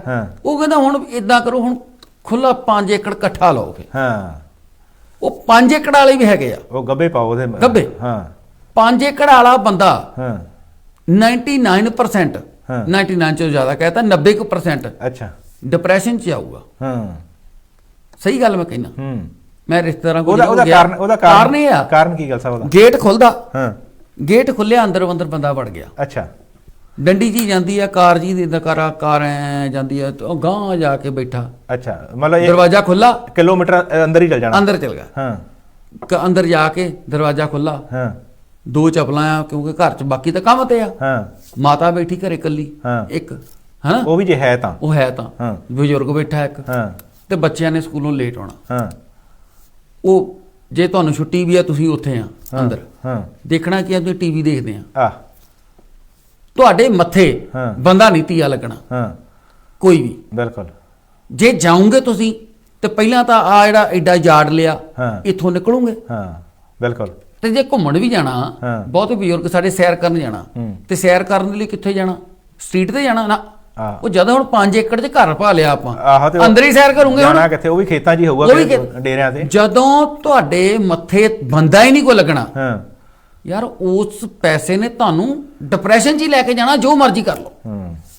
ਹੁਣ ਇੱਕ ਏਰੀਆ ਆ ਜਿੱਥੇ ਘਰ ਨਾਲ ਘਰ ਜੁੜੇ ਹੋ ਆ, ਇੱਧਰ ਵੀ ਘਰ ਆ, ਇੱਧਰ ਵੀ ਘਰ ਆ, ਇੱਧਰ ਵੀ ਘਰ ਆ, ਗੱਡੀਆਂ ਆ ਰਹੀਆਂ, ਗੱਡੀਆਂ ਜਾ ਰਹੀਆਂ, ਲੋਕ ਤੁਹਾਡੇ ਮੱਥੇ ਲੱਗ ਰਹੇ ਆ, ਚੰਗੇ ਆ ਮਾੜੇ ਆ, ਜੋ ਮਰਜ਼ੀ ਆ, ਇੱਕ ਲੱਗ ਰਿਹਾ। ਕਿਤੇ ਤੁਹਾਡਾ ਭਾਈਚਾਰਾ ਕਿਸੇ ਨਾਲ ਬਣਿਆ, ਤੁਸੀਂ ਸੈਰ ਕਰਨ ਜਾਂਦੇ ਆ, ਕੁਛ ਨਾ ਕੁਛ ਤੇ ਹੈਲੋ ਹਾਏ, ਬਿਲਕੁਲ। ਹਾਂ ਹਾਲ ਚਾਲ ਹੀ ਬੰਦਾ ਪੁੱਛ ਲੈਂਦਾ, ਇੱਥੇ ਵੀ ਹਰ ਇੱਕ ਨੂੰ ਪੁੱਛਦੇ ਆ, ਯੂ ਆਰ ਰਾਈਟ। ਆਲਰਾਈਟ। ਹਾਂ ਇਹ ਤੁਰੇ ਜਾਂਦੇ ਆ। ਮੈਂ ਜਿੱਥੇ ਮੈਂ ਗਿਆ ਸੀ, ਉਹ ਉਹਨਾਂ ਦੇ ਨੇੜੇ ਇੱਕ ਪਾਰਕ, ਤੇ ਪਾਰਕ ਦੇ ਵਿੱਚ ਸ਼ਾਮ ਨੂੰ ਬਜ਼ੁਰਗਾਂ ਦਾ ਮੇਲਾ, ਜਿਹੜੇ ਬਜ਼ੁਰਗ ਦਿਨੇ ਸਾਰਾ ਦਿਨ ਘਰ ਆ ਹਾਂ। ਉਹ ਸ਼ਾਮ ਨੂੰ ਪਾਰਕ 'ਚ ਜਾ ਕੇ ਬਹਿ ਗਏ, ਆਪਣਾ ਦੁੱਖ ਸੁੱਖ ਫਰੋਲ ਦੁੱਖ ਸੁੱਖ ਲੈਂਦੇ ਫੋਲ ਲਿਆ ਬਜ਼ੁਰਗਾਂ ਦੇ ਨਾਲ। ਹਾਂ। ਜਿਹੜੇ ਇੱਥੋਂ ਕੱਢ ਕੇ ਵੱਡੇ ਅਮੀਰ ਹੋ ਕੇ ਹਾਂ ਵੱਡੇ ਜਾ ਕੇ ਉਹਨਾਂ ਨੇ ਮੈਂਸ਼ਨ 'ਚ ਘਰ ਲੈ ਲਿਆ, ਹਾਂ ਨਾ ਤਾਂ ਉੱਥੇ ਬੰਦਾ ਚੱਲ ਕੇ ਕੋ ਆਊ ਤੇ ਨਾ ਕੋਈ ਚੱਲ ਕੇ ਜਾਊ, ਹਾਂ ਬਿਲਕੁਲ ਠੀਕ ਹੈ। ਹਾਂ ਉਹਨਾਂ ਨੇ ਉਹ ਡਿਪਰੈਸ਼ਨ ਮੁੱਲ ਲੈ ਲਿਆ। ਹੂੰ ਕੈਨੇਡਾ ਦੇ ਵਿੱਚ ਵੀ ਡਿਪਰੈਸ਼ਨ ਸ਼ਬਦ ਮੈਂ ਬਹੁਤ ਵਾਰ ਸੁਣਿਆ, ਹਾਂ ਫਲਾਣਾ ਡਿਪਰੈਸ਼ਨ 'ਚ ਆ, ਫਲਾਣਾ ਡਿਪਰੈਸ਼ਨ 'ਚ ਆ। ਇਹ ਅੱਛਾ। ਤੰਗੀ ਪੈਸੇ ਦੀ ਤੰਗੀ ਨਹੀਂ ਤੁਹਾਨੂੰ ਡਿਪਰੈਸ਼ਨ 'ਚ ਲੈ ਕੇ ਜਾਂਦੀ। ਸਹੀ ਗੱਲ ਹੈ ਇਹ। ਜਿਹੜਾ ਜ਼ਿਆਦਾ ਪੈਸਾ ਕੋਲਿਆ, ਉਹ ਲੈ ਕੇ ਜਾਂਦਾ। ਪੈਸਾ ਕੋਲਿਆ ਤੁਹਾਡੇ, ਹਾਂ ਪਰ ਤੁਹਾਡੇ ਜਿਹੜੀ ਅੰਦਰ ਦੀ ਸੰਤੁਸ਼ਟੀ ਆ ਨਾ, ਅਸੀਂ ਨਿਕਲ ਕੇ ਆਏ ਆ ਜਿੱਥੇ ਸਵੇਰੇ ਚਾਚੇ ਤਾਏ ਭੈਣ ਭਰਾ ਚੀਕ ਝਿਆੜਾ, ਹਾਂ ਇੱਕ ਦੇ ਡਾਂਗ ਫਿਰ ਰਹੀ ਹੈ, ਇੱਕ ਪਰੋ ਰਿਹਾ ਮੈਂ ਸਕੂਲੇ ਨਹੀਂ ਜਾਣਾ, ਰੌਲਾ ਪੈ ਰਿਹਾ, ਕਿਸੇ ਦੇ ਡੈਕ ਲਗਾਇਆ। ਹਾਂ। ਅਸੀਂ ਉਸ ਮਾਹੌਲ ਚੋਂ ਨਿਕਲ ਕਿਸੇ ਨੇ ਪੱਠੇ ਨਹੀਂ ਵੱਢੇ, ਪੱਠੇ ਨਹੀਂ ਵੱਢੇ ਹੋਏ ਹਨਾ, ਮੱਝ ਨਹੀਂ ਚੋਈ, ਬਾਪੂ ਨੇ ਡਾਂਗ ਚੱਕੀ ਹੋਆ, ਰੌਲਾ ਪੈ ਰਿਹਾ ਘਰ 'ਚ। ਹਾਂ ਬਿਲਕੁਲ। ਹਾਂ 100 ਬੰਦਾ ਸਾਡੇ ਮੱਥੇ ਲੱਗਦਾ, 100 ਨੂੰ ਜਾਣਾ ਕੁਲਬਲ ਹੋਈ ਆ। ਉੱਥੋਂ ਨਿਕਲ ਕੇ ਅਸੀਂ ਜ਼ਿੰਦਗੀ ਵਧੀਆ ਤਾਂ ਚੁਣ ਲਈ, ਪਰ ਹੌਲੀ ਹੌਲੀ ਅਸੀਂ ਇਕੱਲੇ ਹੁੰਦੇ ਗਏ, ਇਕੱਲੇ ਹੁੰਦੇ ਗਏ, ਇਕੱਲੇ ਬਣਾ। ਇੱਥੇ ਵੀ ਇਦਾਂ ਹੀ ਆ, ਇੱਥੇ ਵੀ ਸਾਡੇ ਇੱਥੇ ਵੀ ਇਦਾਂ ਹੀ ਆ। ਹਰ ਇੱਕ ਬੰਦਾ ਇੱਕ ਆਪਣੀ ਈਗੋ ਦੀ ਭਾਰ ਮੋਢੇ ਤੇ ਚੱਕੀ ਫਿਰਦਾ ਕਿ ਮੈਂ ਕਿਸੇ ਤੋਂ ਕੀ ਲੈਣਾ। ਪੁਰਾਣੇ ਸਾਡੇ ਬਜ਼ੁਰਗ ਇਦਾਂ ਨਹੀਂ ਸੀ ਕਰਦੇ, ਲੈਣਾ ਉਹਨਾਂ ਨੇ ਵੀ ਕਿਸੇ ਤੋਂ ਕੱਖ ਨਹੀਂ ਹੁੰਦਾ ਸੀ, ਬਿਲਕੁਲ। ਪਰ ਉਹਨਾਂ ਦੀ ਬੋਲ ਚਾਲ ਗੱਲਬਾਤ ਜਿਹੜੀ ਬਹੁਤ ਸੀ। ਹੁਣ ਸਾਡੇ ਦਿਮਾਗ ਦੇ ਵਿੱਚ ਜਿਹੜੀ ਇਹ ਗੱਲ ਬਹਿ ਗਈ ਨਾ, ਅਸੀਂ ਕੀ ਕਿਸੇ ਤੋਂ ਲੈਣਾ, ਸਾਨੂੰ ਕਿਸੇ ਦਾ ਕੀ ਭਾ, ਸਾਨੂੰ ਕਿਸੇ ਦਾ ਕੀ ਭਾ, ਸਾਨੂੰ ਕਿਸੇ ਦਾ ਕੀ ਭਾ। ਇਹਨੇ ਸਾਡੇ ਦਿਮਾਗਾਂ ਦੇ ਵਿੱਚ ਵੀ ਬਿਮਾਰੀਆਂ ਦੀ ਜੜ ਆ ਇਹ। ਪਰ ਇਹ ਗੱਲ ਸਾਹਿਬ, ਇਹ ਮੈਂ ਤੁਹਾਨੂੰ ਕੈਨੇਡਾ ਦੇ ਵਿੱਚ ਵੀ ਇਹ ਗੱਲ ਬਹੁਤ ਜ਼ਿਆਦਾ ਮੈਂ ਦੇਖੀ। ਬਿਲਕੁਲ ਇਹ ਗੱਲ ਕਿਸੇ ਹੱਦ ਤੱਕ ਸੀਮਤ ਸਹੀ ਵੀ ਆ, ਕਿਉਂਕਿ ਜੇ ਹੁਣ ਕਿਸੇ ਕੋਲ 4 ਸਿਆੜ ਹੈਗੇ ਆ ਜਾਂ 4 ਛਿੱਲੜ ਹੈਗੇ ਆ, ਉਹਦਾ ਕਿਸੇ ਨੂੰ ਤਾਂ ਕੋਈ ਭਾਅ ਨਹੀਂ, ਪਰ ਇੱਕ ਨਹੀਂ ਉਹ ਕਿਸੇ ਨੇ ਤੁਹਾਨੂੰ ਕੁਝ ਨਹੀਂ ਦੇਣਾ। ਔਖੇ ਵੇਲੇ ਤੁਹਾਨੂੰ ਮੈਂ ਦੱਸਦਾ, ਔਖੇ ਵੇਲੇ ਕੋਈ 1000 ਚੋਂ ਕੋਈ 2-4 ਬੰਦੇ ਹੋਣਗੇ ਜਿਹੜੇ ਤੁਹਾਡੇ ਮੋਢੇ ਨਾਲ ਮੋਢਾ ਜੋੜ ਕੇ ਖੜਨਗੇ, ਨਹੀਂ ਤਾਂ ਭੱਜਣ ਵਾਲੇ ਹੀ ਹੁੰਦੇ ਆ। ਮੈਂ ਤਾਂ ਉਹੀ ਗੱਲ ਇਹ ਹਾਜ ਤੇ ਗੱਲ ਕਰਦਾ ਕਿ ਭਾਅ ਉਹਨੂੰ ਹੀ ਆ, ਜੇ ਪੈਸੇ ਦਾ ਭਾਅ ਉਹਨੂੰ ਹੋਵੇਗਾ। ਜੇ ਤੁਹਾਡੇ ਕੋਲ ਪੈਸਾ ਹੈਗਾ ਤੇ ਤੁਹਾਨੂੰ ਕਿਸੇ ਸੱਜਣ ਮਿੱਤਰ ਭੈਣ ਭਾਈ ਨੂੰ ਲੋੜ ਪੈ ਗਈ ਤੇ ਮੌਕੇ ਤੇ ਦੇਤਾ, ਜੇ ਕੋਲ ਹੈਗੇ ਆ ਦੀ ਦਫੇ ਹੱਥ ਭਾਅ ਵਾਲੀ ਗੱਲ ਤਾਂ ਸਹੀ ਆ। ਨਹੀਂ ਭਾਈ, ਜੇ ਕੋਲ ਹੁੰਦਿਆਂ ਹੋਇਆਂ ਵੀ ਬੰਦਾ ਕਹੇ ਵੀ ਹੈ ਨਹੀਂ, ਫੇਰ ਨਹੀਂ, ਫੇਰ ਤਾਂ ਮੁੱਕਰਨ ਵਾਲੀ ਗੱਲ ਹੀ ਆ। ਫੇਰ ਤਾਂ ਭਾਅ ਕਿਸੇ ਨੂੰ ਕੀ ਹੋਣਾ। ਨਹੀਂ, ਫੇਰ ਉਹ ਬੰਦਾ ਡਿਪਰੈਸ਼ਨ 'ਚ ਜਾਣ ਵਾਲੀ ਗੱਲ ਆ। ਅੱਜ ਉਹਨੂੰ ਲੋੜਿਆ, ਅੱਜ ਹਾਲਾਤ ਜ਼ਿਆਦਾ ਗੱਲ ਸਾਹਿਬ ਇਹ ਬਣ ਚੁੱਕੇ ਆ। ਪੈਸਾ ਕੋਲ ਹੋਣ ਦੇ ਬਾਵਜੂਦ ਵੀ ਤੁਸੀਂ ਕਿਸੇ ਦੀ ਮਦਦ ਕਰਕੇ ਖੁਸ਼ ਨਹੀਂ। ਅੱਜ ਇਹ ਗੱਲ ਸਚਾਈ ਆ।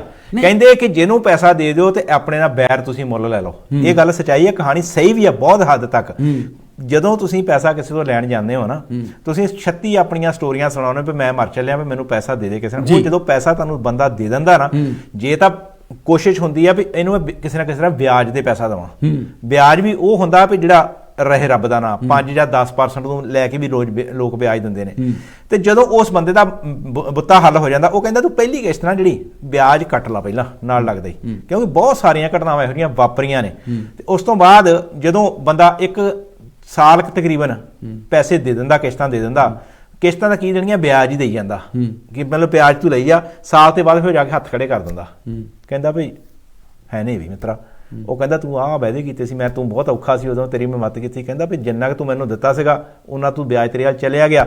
ਉਸ ਤੋਂ ਬਾਅਦ ਫਿਰ ਜਿਹੜੀ ਆਪਸ ਵਿੱਚ ਬੋਲਚਾਲ ਬੰਦ ਹੋ ਜਾਂਦੀ, ਇੱਕ ਦੂਜੇ ਦੇ ਦੁਸ਼ਮਣ ਬਣ ਜਾਂਦੇ ਆ। ਨਹੀਂ, ਉਹ ਤਾਂ ਫਿਰ ਦੁਸ਼ਮਣੀ ਨਾ ਮੈਂ ਤੈਨੂੰ ਉਸੇ ਗੱਲ ਇਹ ਦੁਸ਼ਮਣ ਅੱਜ ਨਹੀਂ ਬਣੇ, ਇਹ ਦੁਸ਼ਮਣ ਉਦੋਂ ਹੀ ਦੁਸ਼ਮਣ ਸੀ ਜਿੱਦਣ ਯਾਰ ਨੇ ਯਾਰ ਨੂੰ ਵਿਆਜ ਤੇ ਪੈਸਾ ਦਿੱਤਾ। ਉਸ ਤੋਂ ਇਹ ਤਾਂ ਦੁਸ਼ਮਣੀ ਤਾਂ ਉਦੋਂ ਹੀ ਸ਼ੁਰੂ ਹੋ ਗਈ ਨਾ। ਪਰ ਜਦੋਂ ਬੰਦਾ ਜਿਹੜਾ ਵਿਆਜ ਤੇ ਪੈਸਾ ਲੈਣ ਜਾਂਦਾ ਨਾ ਸਾਹਿਬ, ਉਹ ਉਦੋਂ ਇਹੀ ਕਹਿੰਦਾ, ਉਹ ਜਿਹਨੇ ਦੇਣੇ ਹੁੰਦੇ ਨਾ ਪੈਸੇ, ਉਹ ਇਹ ਨਹੀਂ ਕਹਿੰਦਾ ਮੈਂ ਤੈਨੂੰ ਮਨਜ਼ੂਰ ਆ ਕਿ ਨਹੀਂ ਮਨਜ਼ੂਰ ਆ। ਅਗਲਾ ਜਿਹਨੇ ਲੈਣੇ ਹੁੰਦੇ ਉਹ ਕਹਿੰਦਾ ਵੀ ਭਾਈ ਸਾਕਸ਼ਾ ਬਾਹਰ ਮੇਰੇ ਤੋਂ ਇੰਨਾ ਮੰਗਦੇ ਆ ਤੇ ਤੂੰ ਮੈਨੂੰ ਵਿਆਜ ਤੇ 1% ਘੱਟ ਦੇ ਦੇ, ਤੂੰ ਮੈਨੂੰ ਦੇ ਦੇ। ਉਦੋਂ ਤਾਂ ਬੰਦਾ ਮਿਹਨਤ ਕਰਦਾ, ਤਰਲਾ ਕਰਦਾ, ਕੋਈ ਬਾਹ ਮਿਲਣੇ ਚ ਆਈ ਹੁੰਦੀ ਆ। ਉਹ ਤਾਂ ਬਈ ਯਾਰ ਫਿਰ ਭਾਜੀ ਇਹ ਯਾਰੀ ਦੋਸਤੀ ਵਾਲੀ ਗੱਲਾਂ ਹੀ ਫੇਲ। ਨਹੀਂ, ਦੂਸਰੇ ਪਾਸੇ ਨੂੰ ਚਲੇ ਜਾਓ ਤੁਸੀਂ, ਦੂਸਰੇ ਪਾਸੇ ਨੂੰ ਚਲੇ ਜਾਓ। ਜਿਹੜਾ ਕੋਈ ਬਿਨਾਂ ਇੱਕ ਦੂਜੇ ਦੀ ਹੈਲਪ ਕਰ ਦਿੱਤੀ ਨਾ, ਤੁਸੀਂ ਮੇਰੀ ਹੈਲਪ ਕਰ ਦਿੱਤੀ, ਮੈਨੂੰ ਕਿਸੇ ਦੀ ਚੀਜ਼ ਦੀ ਲੋੜ ਆ ਜੀ, ਤੁਸੀਂ ਮੈਨੂੰ ਉਸੇ ਮੌਕੇ ਤੇ ਮੇਰਾ ਟਾਈਮ ਸਾਥ ਦਿੱਤਾ। ਤੁਹਾਡੇ ਕੋਲ ਮੇਰੇ ਕੋਲ ਪੈਸਾ ਆ ਵੀ ਜਾਂਦਾ, ਮੈਂ ਆਪਣੇ ਘਰ ਤੱਕ ਕੰਮ ਸਵਾਰੀ ਜਾਣਾ, ਗੱਡੀਆਂ ਬਦਲੀ ਜਾਣਾ, ਨਿਆਣਿਆਂ ਨੂੰ ਕੱਪੜੇ ਲੈ ਦੇਈ ਜਾਣਾ, ਪਰ ਜਿਹੜਾ ਤੁਹਾਡੇ ਕੋਲ ਲੱਖ ਰੁਪਇਆ ਫੜਿਆ ਉਹਦੇ ਵੱਲ ਦੇਣ ਦਾ ਨਾਂ ਨਹੀਂ। ਉਹ ਬੇਸ਼ਰਮੀ ਹੋ ਜਾਂਦੀ। ਨਹੀਂ, ਉਹ ਬੇਸ਼ਰਮੀ ਹੋ ਜਾਂਦੀ ਨਾ। ਫਿਰ ਜਦੋਂ ਤੁਸੀਂ ਮੇਰੇ ਤੋਂ ਮੰਗਣਾ ਵੀ ਸੰਦੀਪ ਸਿੰਘ ਭਾਈ ਸਾਲ ਹੋ ਗਿਆ, 1.5 ਸਾਲ ਹੋ ਗਿਆ, ਮੈਨੂੰ ਵੀ ਲੋੜ ਆ ਵੀ ਤੁਸੀਂ 6 ਮਹੀਨੇ ਲਏ ਸੀ, ਮੈਂ ਕਹਣਾ ਗਿੱਲ ਸਾਹਿਬ ਦੌੜੇ ਜਾਂਦੇ ਆ ਦੇਣੇ ਹੀ ਆ ਕਿਹੜਾ ਭੱਜ ਚੱਲੇ ਆ ਦੇ ਦੇਾਂਗੇ ਨਹੀਂ ਇਹ ਤਾਂ ਫੇ ਗੱਲਾਂ ਨਹੀਂ ਇਹੋ ਜਿਹੀਆਂ ਹੋ ਜਾਂਦੀਆਂ ਅਗਲਾ ਫੇ ਪਤਾ ਕੀ ਜਦੋਂ ਮੇਰੇ ਵਰਗਾ ਹੁੰਦਾ ਅਗਲਾ ਕਹਿੰਦਾ ਇੰਨਾ ਪੈਸਾ ਹੋਣ ਦੇ ਬਾਵਜੂਦ ਵੀ ਮੇਰੇ ਕੋਲੋਂ ਮੰਗੀ ਜਾਂਦਾ ਜਦ ਕਿ ਪੈਸਾ ਉਹਦੇ ਕੋਲੋਂ ਹੀ ਲਿਆ ਹੁੰਦਾ। ਇਹੋ ਜਿਹੇ ਬਹੁਤ ਸਾਰੇ ਲੋਕ ਪਰ ਪੰਜੇ ਉਂਗਲਾਂ ਦੇਖੋ ਬਰਾਬਰ ਨਹੀਂ ਹੁੰਦੀਆਂ। ਕਈ ਵਾਰੀ ਸੱਜਣ ਮਿੱਤਰ ਇਦਾਂ ਦੇ ਇੱਥੇ ਵਰਤੀ ਦਾ ਵੀ ਆ। ਮੈਂ ਕੈਨੇਡਾ ਗਿਆ 15-20 ਹਜ਼ਾਰ ਦੀ ਲੋੜ ਵੀ ਅਗਲੇ ਨੇ ਦਿੱਤਾ ਤੇ ਹੁਣ ਜਦੋਂ ਮੈਂ ਵਾਪਸ ਕਰਨਾ ਸੀ ਜੀ ਤੇ ਉਹਨੂੰ ਮੈਂ ਕਹਿਣ ਡਿਆ ਲੈ ਲਾ, ਅਗਲਾ ਕਹਿੰਦਾ ਨਹੀਂ ਲੋੜ, ਇਹ ਮੈਨੂੰ ਲੋੜ ਨਹੀਂ। ਬਿਲਕੁਲ ਮੈਂ ਕਿਹਾ ਭਰਾਵਾ ਤੈਨੂੰ ਨਹੀਂ ਲੋੜ, ਮੈਂ ਤੈਨੂੰ ਜਿਹੜੇ ਦੇਣੇ ਆ ਬਿਲਕੁਲ ਹਾਂ ਉਹ ਹਨਾ ਮੇਰੇ ਸਿਰੋਂ ਮਿਹਨਤਾਂ ਕਰ ਅਗਲੇ ਦੇ ਅਕਾਊਂਟ ਨੰਬਰ ਲੈ ਕੇ ਵਾਪਸ ਪਾਏ ਵੀ ਤੂੰ ਭਾਈ ਪੈਸੇ ਫੜ ਆਪਣੇ ਤੇਰੇ ਜਿਹੜੇ ਬਣਦੇ। ਸੋ ਗੱਲ ਇਹ ਆ ਵੀ ਪੰਜੇ ਉਂਗਲਾਂ ਬਰਾਬਰ ਨਹੀਂ ਹੁੰਦੀਆਂ। ਨੰਬਰ 2 ਤੇ ਹਾਂ ਜਿਹੜੀ ਗੱਲ ਆਪਾਂ ਕਰ ਰਹੇ ਸੀ, ਗੱਲ ਆਪਣੀ ਤੁਰੀ ਸੀ ਕਿ ਜਿਹੜੇ ਮੁੰਡੇ ਫੜੇ ਗਏ ਜੀ, ਬਿਮਾਰੀ ਜਿਹੜੀ ਨਾ ਆ ਗੱਲ ਤੁਰਦੀ ਆ, ਜਿਹੜੀ ਆ ਗੱਲ ਤੁਹਾਨੂੰ ਦੱਸੀ ਆ ਕਿ ਆਪਾਂ ਆਪੇ ਹੀ ਆਪਣਾ ਜਿਹੜਾ ਲਿਵਿੰਗ ਸਟੈਂਡਰਡ ਆ ਉਹ ਆਪੇ ਹੀ ਆਪਣੇ ਲੋਕਾਂ ਚੋਂ ਪਰੇ ਆ ਜਾ ਚੱਕੀ ਜਾਂਦੇ ਆ। ਇਸੇ ਕਰਕੇ ਹੀ ਜਿਨ੍ਹਾਂ ਦਾ ਤਾਂ ਟਰਸਟ ਸਹੀ ਬਿਜ਼ਨਸ ਆ, ਸੂਤ ਆ ਜਾਂਦਾ ਬਹੁਤ ਵਧੀਆ। ਜਿਨ੍ਹਾਂ ਦਾ ਨਹੀਂ ਸੂਤ ਆਉਂਦਾ ਉਹ ਫਿਰ ਕਈ ਵਾਰੀ ਇਦਾਂ ਦਾ ਰਾਹ ਜਿਹੜੀ ਆਪਾਂ ਦੇਖ ਰਹੇ ਹਾਂ ਗੱਲ, ਇਦਾਂ ਦਾ ਰਾਹ ਫੜ ਲੈਂਦੇ ਆ ਕਿ ਕਿਸੇ ਨਾ ਕਿਸੇ ਤਰ੍ਹਾਂ ਅਸੀਂ ਵੀ ਜੀਵਨ ਦਾ ਪੱਧਰ ਜਿਹੜਾ ਇਹਨਾਂ ਦੇ ਬਰਾਬਰ ਚੱਕਣਾ। ਹੁਣ ਮੈਂ ਕੈਨੇਡਾ ਦੇਖਦਾ, ਕੱਲ ਮੈਂ ਗੱਲ ਵੀ ਕਿਸੇ ਨਾਲ ਕਰ ਰਿਹਾ ਸੀ ਵੀ ਕੈਨੇਡਾ ਦੇ ਵਿੱਚ ਯਾਰ ਜੀਪਾਂ ਵੱਡੀਆਂ ਵੱਡੇ ਟਾਇਰ ਤੇ ਉਹ ਵੀਡੀਓ ਵੀ ਬਹੁਤ ਬਣਾਉਂਦੇ ਆ ਗਏ ਜੀ ਚੱਕ ਲੈ ਜੀ ਹਨਾ, ਆਓ ਜੀ ਹਨਾ, ਆਏ ਜੀ ਹਨਾ, ਤੇ ਆਓ ਜੀ ਬਾਈ ਜੀ ਲਓ ਜੀ ਹਨਾ, ਇਹ ਲੈ ਲਓ, ਉਹ ਜੀਪ ਲੈ ਲਓ ਤੁਸੀਂ ਇੰਨੇ ਪਰਸਨ। ਪਰ ਇੱਕ ਗੱਲ ਵਿੱਚ ਉਹ ਨਹੀਂ ਦੱਸਦੇ ਕਿ ਜਿਹੜਾ ਵਿਆਜ ਲਗਾਇਆ ਜਾ ਰਿਹਾ ਕਿੰਨੇ ਪਰਸੈਂਟ ਆ ਉਹ। ਹੁਣ ਨਵਾਂ ਬੰਦਾ ਸਟੂਡੈਂਟ ਜਾਂਦਾ, ਕੰਮ ਲੱਗਾ, ਮਹੀਨੇ ਦਾ $7,000 ਕਮਾਉਣ ਲੱਗ ਪਿਆ। ਯਾਰ 7 ਦੇ ਵਿੱਚੋਂ ਘਰ ਦਾ ਵੀ ਕਿਰਾਇਆ, ਉੱਥੇ ਗਰੋਸਰੀ ਜਿਹੜੀ ਆ ਉਹ ਵੀ ਮਹਿੰਗੀ ਆ, ਰਹਿੰਦੀ ਬਣਾ ਲਈ ਅਸੀਂ ਕਿਸ਼ਤ ਜਿਹੜੀ ਜੀਪ ਲਈ ਉਹਦੀ। ਬਿਲਕੁਲ ਮਗਰਲੇ ਘਰ ਦੇ ਡਿੱਕੀ ਜਾਂਦੇ ਕਿ ਪੁੱਤ ਕੁਛ ਭੇਜੇ। ਪੁੱਤ ਕਹਿੰਦਾ ਮੈਂ ਜਿਹੜੀ ਆ ਹੁਣ ਆਹੀ ਤਾਂ ਜ਼ਿੰਦਗੀ ਇੱਕ ਜਿਹੜੀ ਆ ਨਵਾਂ ਰਿਵਾਜ ਚੱਲਿਆ ਵੀ ਜ਼ਿੰਦਗੀ 4 ਦਿਨਾਂ ਦਾ ਮੇਲਾ, ਜ਼ਿੰਦਗੀ 4 ਦਿਨਾਂ ਦਾ। ਅੱਜ ਜ਼ਿੰਦਗੀ ਆ, ਜ਼ਿੰਦਗੀ ਜੀ ਲਓ ਤੁਸੀਂ। ਹੁਣ ਜ਼ਿੰਦਗੀ ਤਾਂ ਉਦੋਂ ਜੀਓ ਜਦੋਂ ਤੁਹਾਡੇ ਕੋਲ ਵਾਧੂ ਪੈਸਾ ਹੈ। ਤੁਸੀਂ ਗੱਲ ਸ਼ੁਰੂਆਤ ਜਦੋਂ ਆਪਾਂ ਸ਼ੋਅ ਕੀਤਾ ਸੀ ਨਾ, ਤੁਸੀਂ ਗੱਲ ਕੀਤੀ ਸੀ ਨਾ ਵੀ ਅਸੀਂ ਜਦੋਂ ਬਾਪੂ ਕਹਿੰਦਾ ਵੀ ਇਹ ਕੀ ਕਰਦਾ ਕੀ ਫਿਰਦਾ ਇਹਨੂੰ ਭੇਜੋ, ਤੇ ਇਹ ਉਦੋਂ ਜ਼ਿੰਦਗੀ ਜਿਹੜੀ ਸੀ ਉਹ ਤੁਹਾਨੂੰ ਪਤਾ ਸੀ, ਤੁਸੀਂ ਆਪਣੇ ਸਿਰ ਤੇ ਸਟਰਗਲ ਕਰਕੇ ਉਹ ਜ਼ਿੰਦਗੀ ਜੀਣ ਦਾ ਸਵਾਦ ਹੋਰ ਸੀ। ਪਰ ਜਿਹੜੀ ਹੁਣ ਤੁਸੀਂ ਜ਼ਿੰਦਗੀ ਮਾਪਿਆਂ ਦੇ ਸਿਰ ਤੇ ਜੀ ਰਹੇ ਹੋ ਉਹ ਜੀਣ ਦਾ ਉਹ ਕੋਈ ਫਾਇਦਾ ਨਹੀਂਗਾ। ਪਿੱਛੇ ਉਹਨਾਂ ਨੂੰ ਪੁੱਛ ਕੇ ਦੇਖੋ ਜਿਨ੍ਹਾਂ ਨੇ ਕਿੱਲਿਆਂ ਦੇ ਕਿੱਲੇ ਵਿਕ ਚੁੱਕੇ ਨੇ ਜਾਂ ਗਹਿਣੇ ਪਏ ਨੇ, ਉਹ ਛਡਾਉਣੇ ਕਿੱਦਾਂ ਨੇ ਉਹਨਾਂ ਬਾਰੇ ਨਹੀਂ ਸੋਚ ਰਹੇ। ਪਰ ਗਾਣਾ ਇਹ ਲੱਗ ਜਾਂਦਾ, ਇਹ ਚਿੱਲ ਕਰ, ਕਿਹੜਾ ਗਾਣਾ ਉਹ, ਆਹੋ ਇਦਾਂ ਦੇ ਗਾਣੇ ਬਥੇਰੇ, ਚਲੋ ਜਿਹੜੇ ਵੀ ਗਾਣੇ ਹੈਗੇ ਆ ਵੀ ਚੱਕ ਲਓ, ਚਿੱਲ ਕਰ ਲਓ, ਛੱਡ ਦੋ, ਇਹ 4 ਦਿਨਾਂ ਦਾ ਮੇਲਾ ਹੈ ਨਾ, ਜ਼ਿੰਦਗੀ ਬਾਰ-ਬਾਰ ਨਹੀਂ ਆਉਣੀ। ਤੇ ਉੱਥੇ ਸਰਦਾਰ ਜੀ 20 ਬੋਤਲਾਂ ਤੇ ਕਿਹੜਾ ਮੁੜ ਕੇ ਆਉਣੀ ਜ਼ਿੰਦਗੀ, ਬਾਪੂ ਵੀ ਉਹੀ ਜ਼ਿੰਦਗੀ ਭੁੱਲ ਗਿਆ। ਬੋਤਲਾਂ ਬੇਸਮੈਂਟ 'ਚ ਬੀਰਾਂ ਦੀਆਂ ਪਈਆਂ ਤੇ 10-10 ਬੋਤਲਾਂ ਕੋਈ ਜਿਹੜੀਆਂ ਸਕਾਚ ਵਿਸਕੀ ਜਿਹੜੀ ਵਧੀਆ ਸਟੈਂਡਰਡ ਦੀ ਵਿਸਕੀ ਆ ਉਹ ਜਿਹੜੀਆਂ ਖਾਲੀ ਹੋ ਕੇ ਪਈਆਂ ਜਦੋਂ ਪਾਰਟੀਆਂ ਕੀਤੀਆਂ ਜਾਂਦੀਆਂ। ਤੇ ਪਾਰਟੀ ਇਹ ਨਹੀਂ ਕੀਤੀ ਜਾਂਦੀ ਕਿ ਅੱਜ ਪਾਰਟੀ ਕਰ ਲਈਏ ਤਾਂ ਮੁੜ ਕੇ ਮਹੀਨਾ ਕੰਮ ਕਰਾਂ, ਨਹੀਂ, ਅੱਜ ਪਾਰਟੀ ਮੇਰੇ ਵੱਲ, ਕੱਲ ਨੂੰ ਪਾਰਟੀ ਤੇਰੇ ਵੱਲ ਤੇ ਪਰਸੋਂ ਪਾਰਟੀ ਉਹਦੇ ਵੱਲ। ਮਤਲਬ ਇਹ ਹਾਲਾਤ ਇਸ ਲਈ ਜੋ ਬਣ ਚੁੱਕੇ ਨੇ, ਮਿਹਨਤ ਕਰ ਨਹੀਂ ਆਉਂਦੇ ਇਸ ਲਈ ਜ਼ਿੰਦਗੀ ਜਿਉਣ ਲਈ ਬਾਹਰਲੇ ਦੇਸ਼ਾਂ ਦੇ ਵਿੱਚ ਸਾਡੇ ਨੌਜਵਾਨੀ ਆ ਰਹੀ ਆ। ਇਹ ਫਰਕ ਆ ਜਦੋਂ ਅਸੀਂ ਆਏ ਸੀ ਤਾਂ ਹੁਣ ਇੱਕ ਗੱਲ ਹੋ ਰਿਹਾ। ਦੇਖੋ ਇੱਕ ਤਾਂ ਨਾ ਇੱਕ ਹੁਣ ਵੀਡੀਓ ਪੈਣ ਲੱਗ ਪਈਆਂ ਕਿ ਲੋਕ ਪਿੱਛੇ ਨੂੰ ਵਾਪਸ ਜਾਂਦੇ। ਸੰਦੀਪ ਸਿੰਘ ਜੀ ਇਹ ਗੱਲ ਤੁਸੀਂ ਨੋਟ ਕਰ ਲਿਓ, ਰਿਵਰਸ ਮਾਈਗ੍ਰੇਸ਼ਨ ਹੋਊਗੀ। ਤੁਸੀਂ ਇਹ ਗੱਲ ਨੋਟ ਕਰ ਲਿਓ, ਅੱਜ ਲੋਕ ਪਿੱਛੇ ਨੂੰ ਵਾਪਸ ਜਾਣਗੇ। ਜਦੋਂ ਇੱਥੇ ਆ ਕੇ ਦੇਖਿਆ ਗੱਡੀ ਦੀ ਕਿਸ਼ਤ ਦੇ ਕੇ, ਘਰ ਦੀ ਕਿਸ਼ਤ ਦੇ ਕੇ ਸਾਡੇ ਫੇਰ ਪੱਲੇ ਨੇਲਿਆ ਤੇ ਉਹੀ ਨਿੱਲ ਜੇ ਉੱਥੇ ਜਾ ਕੇ ਕੰਮ ਕਰਾਂਗੇ ਤੇ ਉੱਥੇ ਸ਼ਾਇਦ ਸਾਡਾ ਕੋਈ ਬਜ। ਇੱਥੇ ਆ ਕੇ ਇੰਨਾ ਹੋ ਗਿਆ, ਤੁਹਾਨੂੰ ਕੰਮ ਦਾ ਮੁੱਲ ਪਤਾ ਲੱਗ ਗਿਆ ਕਿ 12 ਘੰਟੇ ਦੀ ਸ਼ਿਫਟ ਨਾਲੋਂ ਜੇ ਉੱਥੇ 6 ਘੰਟੇ ਕੰਮ ਕੀਤਾ ਹੁੰਦਾ ਤੇ ਆ 12 ਘੰਟੇ ਮੈਨੂੰ ਘਾਹ ਨਾ ਖੋਤਣਾ ਪੈਂਦਾ। ਇਸ ਕਰਕੇ ਰਿਵਰਸ ਮਾਈਗ੍ਰੇਸ਼ਨ ਵੀ ਹੋਊਗੀ। ਕੰਮ ਵਾਲੇ ਜਿਹੜੇ ਆ ਜਿਹਨਾਂ ਨੂੰ ਕੰਮ ਦੀ ਕੀਮਤ ਨਹੀਂ ਨਾ ਪਤਾ, ਉਹਨਾਂ ਨੂੰ ਕੰਮ ਦੀ ਕੀਮਤ ਵੀ ਪਤਾ ਲੱਗ ਗਈ ਆ ਹੁਣ। ਪਰ ਕੰਮ ਦੀ ਕੀਮਤ ਗਿੱਲ ਸਾਹਿਬ ਹੁਣ ਆਪਾਂ ਦੁਬਾਰਾ ਫੇਰ ਇੰਗਲੈਂਡ ਦੇ ਮੁੱਦੇ ਤੇ ਥੋੜਾ ਜਿਹਾ ਆਈਏ ਜੀ ਕਿ ਜਿਹੜਾ ਇਸ ਵੇਲੇ 2-2.5 ਲੱਖ ਸਟੂਡੈਂਟ ਇਸ ਵੇਲੇ ਜਿਹੜਾ ਸਵਿਚ ਕਰਨ ਦੇ ਚੱਕਰ ਦੇ ਵਿੱਚ ਸੀਗਾ ਜੀ, ਤੁਹਾਡੇ ਆਈਡੀਏ ਅਨੁਸਾਰ, ਤੁਹਾਡੇ ਅੰਦਾਜ਼ੇ ਦੇ ਨਾਲ ਆਉਣ ਵਾਲਾ ਸਮਾਂ ਦੇ ਅਸਾਰ ਕਿਹੋ ਜਿਹੇ ਲੱਗਦੇ ਨੇ? ਕੀ ਹੋਵੇਗਾ ਜਦੋਂ ਤੁਸੀਂ ਕਹਿੰਦੇ ਬੈਕ ਜਾਣਗੇ, ਪਿੱਛੇ ਨੂੰ ਜਾਣਗੇ? ਨਹੀਂ, ਬੈਕ ਨਹੀਂ ਜਾਣਗੇ। ਹੁਣ ਜੇ ਹਜੇ ਸਤੰਬਰ ਦਾ ਸੈਸ਼ਨ ਆ ਰਿਹਾ ਸਤੰਬਰ ਦੇ ਵਿੱਚ ਸਟੂਡੈਂਟ ਦੀਆਂ ਫਾਈਲਾਂ ਬਹੁਤ ਸਾਰੀਆਂ ਲੱਗੀਆਂ ਹੋਈਆਂ ਨੇ ਤੇ ਉਹ ਜਿਹੜੇ ਸਟੂਡੈਂਟ ਹਜੇ ਹੁਣ ਤਕਰੀਬਨ ਦੇਖਿਆ 1 ਲੱਖ ਦੇ ਲਾਗੇ ਛਾਗੇ ਤਾਦਾਦ ਜਿਹੜੀ ਦੱਸੀ ਜਾਂਦੀ ਆ ਜਿਨ੍ਹਾਂ ਨੇ ਇਕੱਲਾ ਯੂਕੇ ਦੇ ਵਿੱਚ ਯੂਨੀਵਰਸਿਟੀਆਂ ਦੇ ਵਿੱਚ ਅਪਲਾਈ ਕੀਤਾ ਹੋਇਆ। ਤੇ ਦੂਸਰੇ ਪਾਸੇ ਜਿੱਦਾਂ ਜਵੇਰ ਸਾਡੇ ਸਾਹਿਬ ਕਹਿ ਕੇ ਗਏ ਨੇ ਗੱਲ ਕਿ ਜਿਹੜਾ ਸਰਕਾਰਾਂ ਨੇ ਸਟੂਡੈਂਟ ਸੱਦੇ ਸੀਗੇ ਤੇ ਉਹਨਾਂ ਨੇ ਆਪਣੇ ਜਿਹੜੇ ਨਾਲ ਹਸਬੈਂਡ ਫੈਮਲੀਆਂ ਸੱਦਣੀਆਂ ਸ਼ੁਰੂ, ਪਰ ਇਹਦੇ ਵਿੱਚ ਦੇਖਿਆ ਜਾਵੇ ਉਹਨਾਂ ਲੋਕਾਂ ਦਾ ਤਾਂ ਕੋਈ ਕਸੂਰ ਨਹੀਂਗਾ ਜਾਂ ਉਹਨਾਂ ਸਟੂਡੈਂਟਾਂ ਦਾ ਤਾਂ ਕੋਈ ਕਸੂਰ ਨਹੀਂਗਾ। ਇਹ ਜੋ ਇੱਥੇ ਰੂਲ ਤੇ ਰੈਗੂਲੇਸ਼ਨ ਜੋ ਸਰਕਾਰ ਨੇ ਬਣਾਏ ਨੇ ਉਹਨਾਂ ਰੂਲ ਤੇ ਰੈਗੂਲੇਸ਼ਨ ਦੇ ਅਕੋਰਡਿੰਗ ਹੀ ਉਹਨਾਂ ਨੇ ਆਪਣੀਆਂ ਫੈਮਲੀਆਂ ਆਪਣੇ ਨਾਲ ਇੱਥੇ ਲਿਆਂਦੀਆਂ। ਓਕੇ, ਇਹਦੇ ਵਿੱਚ ਤਾਂ ਕੋਈ ਦੋਰਾਵਾ ਨਹੀਂ, ਉਹਨਾਂ ਨੇ ਆਪਣੇ ਕੋਲੋਂ ਤਾਂ ਨਹੀਂ ਲੈਂਦੀਆਂ। ਜੇ ਸਰਕਾਰ ਨੇ ਇਹ ਸਹੂਲਤ ਦਿੱਤੀ ਆ ਕਿ ਇੱਕ ਜਣਾ ਜਾ ਕੇ ਪੜ੍ਹੇ ਤੇ ਦੂਜਾ ਜਣਾ ਉਹਦਾ ਜਾ ਕੰਮ ਕਰੇ ਤੇ ਨਿਆਣਾ ਵੀ ਤੁਸੀਂ ਨਾਲ ਲੈ ਆਓ, ਇਹ ਸਰਕਾਰ ਨੇ ਇਹ ਲਾਅ ਪਾਸ ਕੀਤਾ। ਪਰ ਜਿਹੜੇ ਹਾਲਾਤ ਹੁਣ ਇਸ ਲਈ ਬਣ ਚੁੱਕੇ ਨੇ, ਹੁਣ ਸਰਕਾਰ ਪਿੱਛੇ ਨੂੰ ਇਹ ਸਟੈਪ ਕਿਉਂ ਚੱਕ ਰਹੀ ਆ? ਹੁਣ ਜੇ ਪਿੱਛੇ ਨੂੰ ਚੱਕ ਰਹੀ ਆ ਤੇ ਉਹਨਾਂ 2.5 ਲੱਖ ਸਟੂਡੈਂਟਾਂ ਦਾ ਬਾਰੇ ਕੁਝ ਸੋਚਿਆ ਹੋਵੇਗਾ ਜਾਂ ਨਹੀਂ ਸੋਚਿਆ ਹੋਵੇਗਾ? ਹੁਣ ਜਿਹੜਾ ਉਹਨਾਂ ਨੇ ਨਹੀਂ ਸੋਚਣਾ, ਦੇਖੋ ਇੱਕ ਗੱਲ ਸਾਹਿਬ, ਮੈਂ ਹੁਣ ਉਹ 2.5 ਲੱਖ ਸਟੂਡੈਂਟ ਜਿਹੜਾ ਇਸ ਲਈ ਜਿਹੜਾ ਅੰਦਾਜ਼ਾ ਆ ਉਹਨਾਂ ਨੇ ਕਹਿਤਾ ਤੁਸੀਂ ਆਪਣੀ ਯੂਨੀਵਰਸਿਟੀ ਪੂਰੀ ਕਰੋ, ਕੰਮ ਮਿਲਦਾ ਨਹੀਂ, ਪਿੱਛੋਂ ਕਰਜ਼ਾ ਚੱਕਿਆ, ਉਸ ਯੂਨੀਵਰਸਿਟੀ ਪੂਰੀ ਕਰਨ ਦੇ ਲਈ ਫੀਸ ਕਿੱਥੋਂ ਦੇਣੀ ਆ?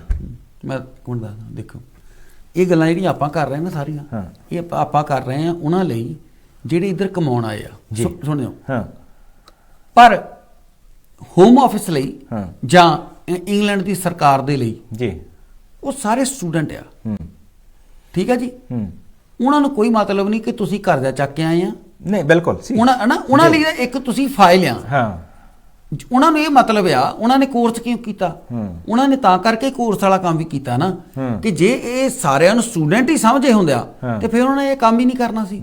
ਉਹਨਾਂ ਨੂੰ ਪਤਾ ਲੱਗ ਗਿਆ ਕਿ ਇਹ ਸਾਰੇ ਸਟੂਡੈਂਟ ਨਹੀਂ, ਇਹ ਸਾਰੇ ਜਿਹੜੇ ਆ ਇਹ ਸਟੂਡੈਂਟ ਦੇ ਨਾਮ ਦੇ ਉੱਤੇ ਇੱਥੇ ਸੈਟਲ ਹੋਣ ਵਾਲੀ ਗੱਲ ਆ। ਜਿਹੜੀ ਇਲੀਗਲ ਇਮੀਗ੍ਰੈਂਟਸ ਆਉਂਦੇ ਸੀ ਹੁਣ ਸਟੂਡੈਂਟ ਆ ਰਹੇ ਆ, ਇਸੇ ਕਰਕੇ ਉਹਨਾਂ ਨੇ ਇਹ ਕੰਮ ਕਰ ਦਿੱਤਾ ਵੀ ਪੜ੍ਹਨੇ ਵਾਲਾ ਤਾਂ ਕੋਈ ਵੀ ਨਹੀਂ। ਹੁਣ ਤੁਸੀਂ ਕੋਰਸ ਪੂਰਾ ਕਰਨੇ ਵਾਲੀ ਗੱਲ ਦੇਖ ਲਿਓ, 2.5 ਲੱਖ ਦੇ ਵਿੱਚੋਂ ਤੁਹਾਨੂੰ ਕਿੰਨੇ ਲੱਗਦਾ ਵੀ ਜਿਹੜੇ ਕੋਰਸ ਪੂਰਾ ਕੀਤਾ ਹੋਊਗਾ ਇਹਨਾਂ ਨੇ? 20,000 2,30,000 ਬੰਦਾ ਇਲੀਗਲ ਜੇ ਆ ਗਿਆ। ਤੇ ਉੱਥੇ ਆਪਾਂ ਜਿਹੜੇ ਇਮੀਗ੍ਰੇਸ਼ਨ ਆ ਜਾਂ ਹੋਮ ਆਫਿਸ ਆ, ਹੋਮ ਆਫਿਸ ਆਪਣੀ ਜਗ੍ਹਾ ਸਹੀ ਆ। ਹੋਮ ਆਫਿਸ ਨੇ ਤਾਂ ਤੁਹਾਨੂੰ ਇਹ ਨਹੀਂ ਨਾ ਛੋਟ ਹੀ ਕੀਤੀ ਕਿ ਅਸੀਂ ਤੁਹਾਨੂੰ ਵੀਜ਼ੇ ਦੇਵਾਂਗੇ, ਅਸੀਂ ਤੁਹਾਨੂੰ ਪੱਕੇ ਕਰਾਂਗੇ, ਅਸੀਂ ਤੁਹਾਨੂੰ ਕੋਰਸ ਤੁਸੀਂ ਛੱਡ ਵੀ ਦਿਓ ਤਾਂ ਵੀ ਤੁਹਾਨੂੰ ਉਹ ਕਹਿੰਦੇ ਤੁਹਾਨੂੰ ਅਸੀਂ ਪੜ੍ਹਨ ਨੂੰ ਸੱਦਿਆ। ਪੜ੍ਹ ਕੇ ਤੁਸੀਂ ਜਿੱਥੇ ਮਰਜ਼ੀ ਸੈਟਲ ਹੋਵੋ ਮਤਲਬ ਇਹ ਨਹੀਂ। ਪਰ ਜੇ ਤੁਸੀਂ ਕੋਰਸ ਵੀ ਨਹੀਂ ਕਰਨਾ ਤੇ ਤੁਸੀਂ ਉਤੋਂ ਤੁਸੀਂ ਇਹ ਵੀ ਕਹਿਣਾ, ਮੈਂ ਇਹ ਗੱਲ ਸਹਿਜ ਚੁਭੇ ਪਰ ਗੱਲ ਅਸਲੀਅਤ ਇਹ ਆ ਕਿ ਉਹਨਾਂ ਦੇ ਲਈ ਤੁਸੀਂ ਇੱਕ ਫਾਈਲ ਆ, ਉਹਨਾਂ ਨੇ ਫੈਸਲਾ ਤੁਹਾਡਾ ਫਾਈਲ ਸਮਝ ਕੇ ਕਰ ਦਿੱਤਾ। ਇਹ ਸਾਡੀ ਆ, ਇਹ ਸਾਨੂੰ ਪਤਾ ਇਸ ਗੱਲ ਦਾ ਕਿ ਇਹ ਸਟੂਡੈਂਟ ਪੜ੍ਹਨ ਨਹੀਂ ਆਏ, ਇਹ ਸੈਟਲ ਹੋਣ ਆਏ ਆ, ਇਹ ਕਰਜ਼ਾ ਆਇਆ ਨਾ ਸਿਰ। ਨਹੀਂ ਤਾਂ ਉਹ ਹੁਣ ਹੋਮ ਆਫਿਸ ਨੂੰ ਕੱਲ ਨੂੰ ਵਕੀਲ ਕੋਈ ਇਹ ਗੱਲ ਅਦਾਲਤ ਜਾ ਕੇ ਕਹਿ ਸਕਦਾ ਕਿ ਆਹ ਸਟੂਡੈਂਟ ਆਇਆ ਜੀ 10 ਲੱਖ ਦਾ ਕਰਜ਼ਾ ਚੱਕ ਕੇ ਤੇ ਤੁਸੀਂ ਪੱਕਾ ਕਰੋ ਉਹਨੂੰ ਕਹਿਣਗੇ, ਮੋਰੇ ਵਕੀਲ ਕਹੂਗਾ ਨਾ ਵੀ ਇਹਨੂੰ ਪੜ੍ਹਨ ਸੱਦਿਆ ਸੀ, ਇਹਨੂੰ ਕਿਹਾ ਕਰਜ਼ਾ ਚੱਕ ਕੇ ਪੜ੍ਹਨਾ, ਤੂੰ ਕਿਉਂ ਪੜ੍ਹਦਾ? ਸੋ ਇਸ ਕਰਕੇ ਇਸ ਮਸਲੇ ਦੇ ਉੱਤੇ ਹੋਮ ਆਫਿਸ ਨੇ ਜੇ ਫੈਸਲਾ ਲਿਆ ਨਾ, ਉਹਨਾਂ ਨੇ ਰੇਸ਼ੋ ਹੀ ਕੱਢੀ ਆ ਫਿਰ ਨਾ ਸਟੂਡੈਂਟ। ਉਹਨਾਂ ਨੇ ਇਹ ਸਾਨੂੰ ਲੱਗਦਾ ਸੀ ਵੀ ਇਹ ਫੈਸਲਾ ਸ਼ਾਇਦ ਇਹ ਚਾਣਚੱਕ ਲੈ ਲਿਆ, ਪਰ ਪਰਦੇ ਦੇ ਪਿੱਛੇ ਉਹਨਾਂ ਨੇ ਇਹਦੇ ਉੱਤੇ ਵਰਕ ਕੀਤਾ ਹੋਣਾ, ਪੂਰਾ ਉਹਨਾਂ ਨੇ ਕੰਮ ਕੀਤਾ ਹੋਣਾ। ਉਹਨਾਂ ਯੂਨੀਵਰਸਿਟੀ ਦਾ ਡਾਟਾ ਇਕੱਠਾ ਕੀਤਾ ਹੋਣਾ, ਯੂਨੀਵਰਸਿਟੀਆਂ ਦੇ ਵਿੱਚੋਂ ਪੂਰਾ ਉਹਨਾਂ ਨੇ ਅਟੈਂਡੈਂਸ ਰਜਿਸਟਰ ਜਿਹੜੇ ਉਹ ਚੈੱਕ ਕੀਤੇ ਹੋਣੇ ਆ। ਅੱਜ ਕੱਲ ਸਾਰਾ ਕੁਝ ਆਨਲਾਈਨ ਆ ਵੀ ਕਿੰਨੇ ਆਏ ਸੀ, ਕਿੰਨਿਆਂ ਨੇ ਗਾਂ ਯੂਨੀਵਰਸਿਟੀ ਪੜ੍ਹੀ ਆ, ਕਿੰਨਿਆਂ ਨੇ ਗਾਂ ਫੀਸਾਂ ਦਿੱਤੀਆਂ। ਤੇ ਜਦੋਂ ਪਤਾ ਲੱਗਾ ਉਹਨਾਂ ਨੂੰ ਕਿ 2.5 ਲੱਖ ਦੇ ਵਿੱਚੋਂ 20,000 ਵੀ ਜ਼ਿਆਦਾ ਕਹਿਤਾ ਜਾਂ 15 ਜਾਂ 18,000 ਹੀ ਰਹਿ ਗਿਆ, ਤੇ ਉਹਨਾਂ ਨੇ ਇਹੀ ਸੋਚਿਆ ਵੀ 2,30,000 ਹੈ ਜਿਹੜਾ ਇਹਨਾਂ ਦਾ ਵਾਪਸ ਜਾਣ ਦਾ ਰਾਹ ਪੱਧਰਾ ਕਰੋ। ਕਿਉਂਕਿ ਜੇ ਕੱਲ ਨੂੰ ਸਟੂਡੈਂਟ ਆ ਇੱਥੇ, ਹੁਣ ਤੁਸੀਂ ਭਵਿੱਖ ਕੀ ਆ? ਭਵਿੱਖ ਇਹ ਆ ਕਿ ਉਹ ਕੱਚੇ ਹੋ ਗਏ, ਹੁਣ ਕੱਚੇ ਆ ਇੱਥੇ। ਜਿੱਥੇ 15 ਲੱਖ ਸੀ ਉਹ 17 ਲੱਖ ਹੋ ਗਿਆ ਹੁਣ। ਜਿੰਨਾ ਚਿਰ ਜਿਨ੍ਹਾਂ ਨੇ ਲਾਇਸੈਂਸ ਬਣਾ ਲਏ, ਅੱਗੇ ਇਦਾਂ ਸੀ ਜਿਹੜੇ ਸਟੂਡੈਂਟ ਆਉਂਦੇ ਸੀ ਨਾ ਉਹ ਲਾਇਸੈਂਸ ਬਣਾ ਲੈਂਦੇ ਸੀ, ਤਾਂ ਟਰੱਕਾਂ ਦੇ ਹੀ ਬਣਾ ਲੈਂਦੇ ਸੀ। ਪਰ ਜਿਹੜੇ ਹੁਣ ਆ ਰਹੇ ਆ ਨਾ ਉਹਨਾਂ ਕੋਲ ਲਾਇਸੈਂਸ ਤੱਕ ਬਹੁਤ ਘੱਟ ਹੈ ਜਿਹਨਾਂ ਕੋਲ ਪਹੁੰਚ ਹੋਇਆ, ਕਿਉਂਕਿ ਉਹਦੇ ਲਈ 3,000 ਪਾਉਂਡ ਇਕੱਠਾ ਚਾਹੀਦਾ ਸੀ, ਇੰਨੇ ਪੈਸੇ ਜੁੜੇ ਹੀ ਨਹੀਂ ਬਹੁਤਿਆਂ ਤੋਂ। ਜੋ ਹਾਲਾਤ ਆ ਪੁੱਛ ਕੇ ਦੇਖੋ। ਇੱਕ ਗੱਲ ਹੁਣ ਦੱਸਿਓ, 2 ਮਿੰਟ ਰਹਿ ਗਏ ਸਾਡੇ ਤੋਂ। ਜਿਨ੍ਹਾਂ ਨੇ ਲਾਇਸੈਂਸ ਲਏ ਉਹਨਾਂ ਦਾ ਕੀ ਤੁਹਾਨੂੰ ਕੀ ਲੱਗਦਾ? ਉਹਨਾਂ ਦਾ ਲਾਇਸੈਂਸ ਇਦਾਂ ਹੋਇਆ, Sponsor ਉਹਨਾਂ ਦਾ ਜਿਹੜੇ ਲਾਇਸੈਂਸ ਜਿੰਨਾ ਚਿਰ ਤਾਂ ਉਹਨਾਂ ਦੀ ਮਨਿਆਦ ਸੀ, ਨਹੀਂ ਜਿਹੜੇ ਮੈਂ ਉਹਨਾਂ ਚਿਰ ਤਾਂ ਚੱਲਿਆ, ਹਾਂ। ਪਰ ਜਦੋਂ ਮੁੜ ਕੇ ਰੀਨਿਊ ਕਰਾਉਣ ਲੱਗੇ ਹਾਂ। ਉਹਨਾਂ ਨੇ ਫਿਰ ਪਾਸਪੋਰਟ ਮੰਗ ਲਏ, ਹਾਂ। ਫਿਰ ਲਾਇਸੈਂਸ ਉਹਨਾਂ ਦੇ ਉਦੋਂ ਰੱਦ ਹੋ ਗਏ। ਉਦੋਂ। ਸੋ ਇਸ ਕਰਕੇ ਹਾਂ। ਉਹਨਾਂ ਨੇ ਜਿਹੜੇ ਕੱਚੇ ਹੋ ਗਏ ਨਾ ਹਾਂ। ਅੱਜ ਦੀ ਡੇਟ ਦੇ ਵਿੱਚ, ਹਾਂ। ਜਿਹੜੇ ਡੌਂਕੀ ਲਾ ਕੇ ਆਏ ਹਾਂ। ਉਹਨਾਂ ਦਾ ਹਾਲਾਤ ਹੋ ਰਿਹਾ। ਇਹਨਾਂ ਦਾ ਸਰਕਾਰ ਦੇ ਕੋਲ ਪਾਸਪੋਰਟ ਵੀ ਪਏ ਆ, ਇਹਨਾਂ ਦੇ ਫਿੰਗਰਪ੍ਰਿੰਟ ਵੀ ਆ, ਹਾਂ ਕਿਤੇ ਵੀ ਹੁਣ ਫੜੇ। ਕਿਸੇ ਪਾਸੇ ਨਹੀਂ। ਸਰਕਾਰ ਦੇ ਲਈ ਕੋਈ ਔਖਾ ਕੰਮ ਨਹੀਂ ਕਿ ਕੱਲ ਨੂੰ ਇਹਨਾਂ ਨੂੰ ਫੜ ਵਾਪਸ ਵੀ ਭੇਜ ਦੇਣ, ਕਿਉਂਕਿ ਪੂਰੀ ਇਹਨਾਂ ਦੀ ਰਿਪੋਰਟ, ਪੂਰੇ ਫਿੰਗਰਪ੍ਰਿੰਟ, ਪੂਰਾ ਡਾਟਾ ਇਹਨਾਂ ਦਾ ਸਰਕਾਰ ਦੇ ਫਾਈਲਾਂ ਦੇ ਵਿੱਚ ਪਿਆ। ਆਪਾਂ ਮਿਲਾਂਗੇ ਜੀ ਹੁਣ ਕਿਸੇ ਹੋਰ ਪ੍ਰੋਗਰਾਮ ਦੇ ਵਿੱਚ। ਸੰਦੀਪ ਸਿੰਘ ਜੀ, ਆਪਣੇ ਪ੍ਰੋਗਰਾਮ ਦੀ ਸਮਾਪਤੀ ਆ ਜੀ। ਤੇ ਕਿਵੇਂ ਲੱਗਾ ਪ੍ਰੋਗਰਾਮ? ਤੁਸੀਂ ਆਪਣੇ ਸੁਝਾਅ ਜਿਹੜੇ ਦੇ ਸਕਦੇ ਆ। ਤੁਸੀਂ ਹੋਰ ਵੀ ਪ੍ਰੋਗਰਾਮਾਂ ਦੇ ਲਈ, ਚੰਗੇ ਪ੍ਰੋਗਰਾਮਾਂ ਦੇ ਲਈ PBC ਨਾਲ ਜੁੜੋ। ਨਾਲ ਦੀ ਨਾਲ ਜ਼ਰੂਰ ਬੇਨਤੀ ਜ਼ਰੂਰ ਕਰਾਂਗੇ ਇੱਕ ਕਿ PBC ਦਾ ਸਾਥ ਜ਼ਰੂਰ ਦਿਓ। ਕੋਈ ਬਹੁਤਾ ਨਹੀਂ, ਤੁਹਾਨੂੰ ਕਹਿੰਦੇ 10 ਪਾਉਂਡ ਦਾ ਡਾਇਰੈਕਟ ਡੈਬਿਟ ਜ਼ਰੂਰ, ਜੇ ਹੋ ਸਕਦਾ ਤੁਹਾਡੇ ਘਰ ਦੀ ਕੰਡੀਸ਼ਨ ਇੰਨੇ ਜੋਗੀ ਹੈ ਤਾਂ ਜ਼ਰੂਰ PBC ਦਾ ਸਾਥ ਦਿਓ। ਇੰਨਾ ਆਪਣਾ ਟੀਵੀ ਸਮਝ ਕੇ। ਆਪਾਂ ਮਿਲਾਂਗੇ ਜੀ ਕਿਸੇ ਹੋਰ ਪ੍ਰੋਗਰਾਮ ਦੇ ਦੌਰਾਨ। ਤਦ ਤੱਕ ਤੁਸੀਂ ਸਾਨੂੰ ਦਿਓ ਇਜਾਜ਼ਤ, ਮੈਨੂੰ ਤੇ ਸੰਦੀਪ ਸਿੰਘ ਨੂੰ। ਚਲਿਏ ਜੀ, ਬਿਲਕੁਲ ਜੀ, ਸਤਿ ਸ਼੍ਰੀ ਅਕਾਲ। ਸਤਿ ਸ੍ਰੀ ਅਕਾਲ।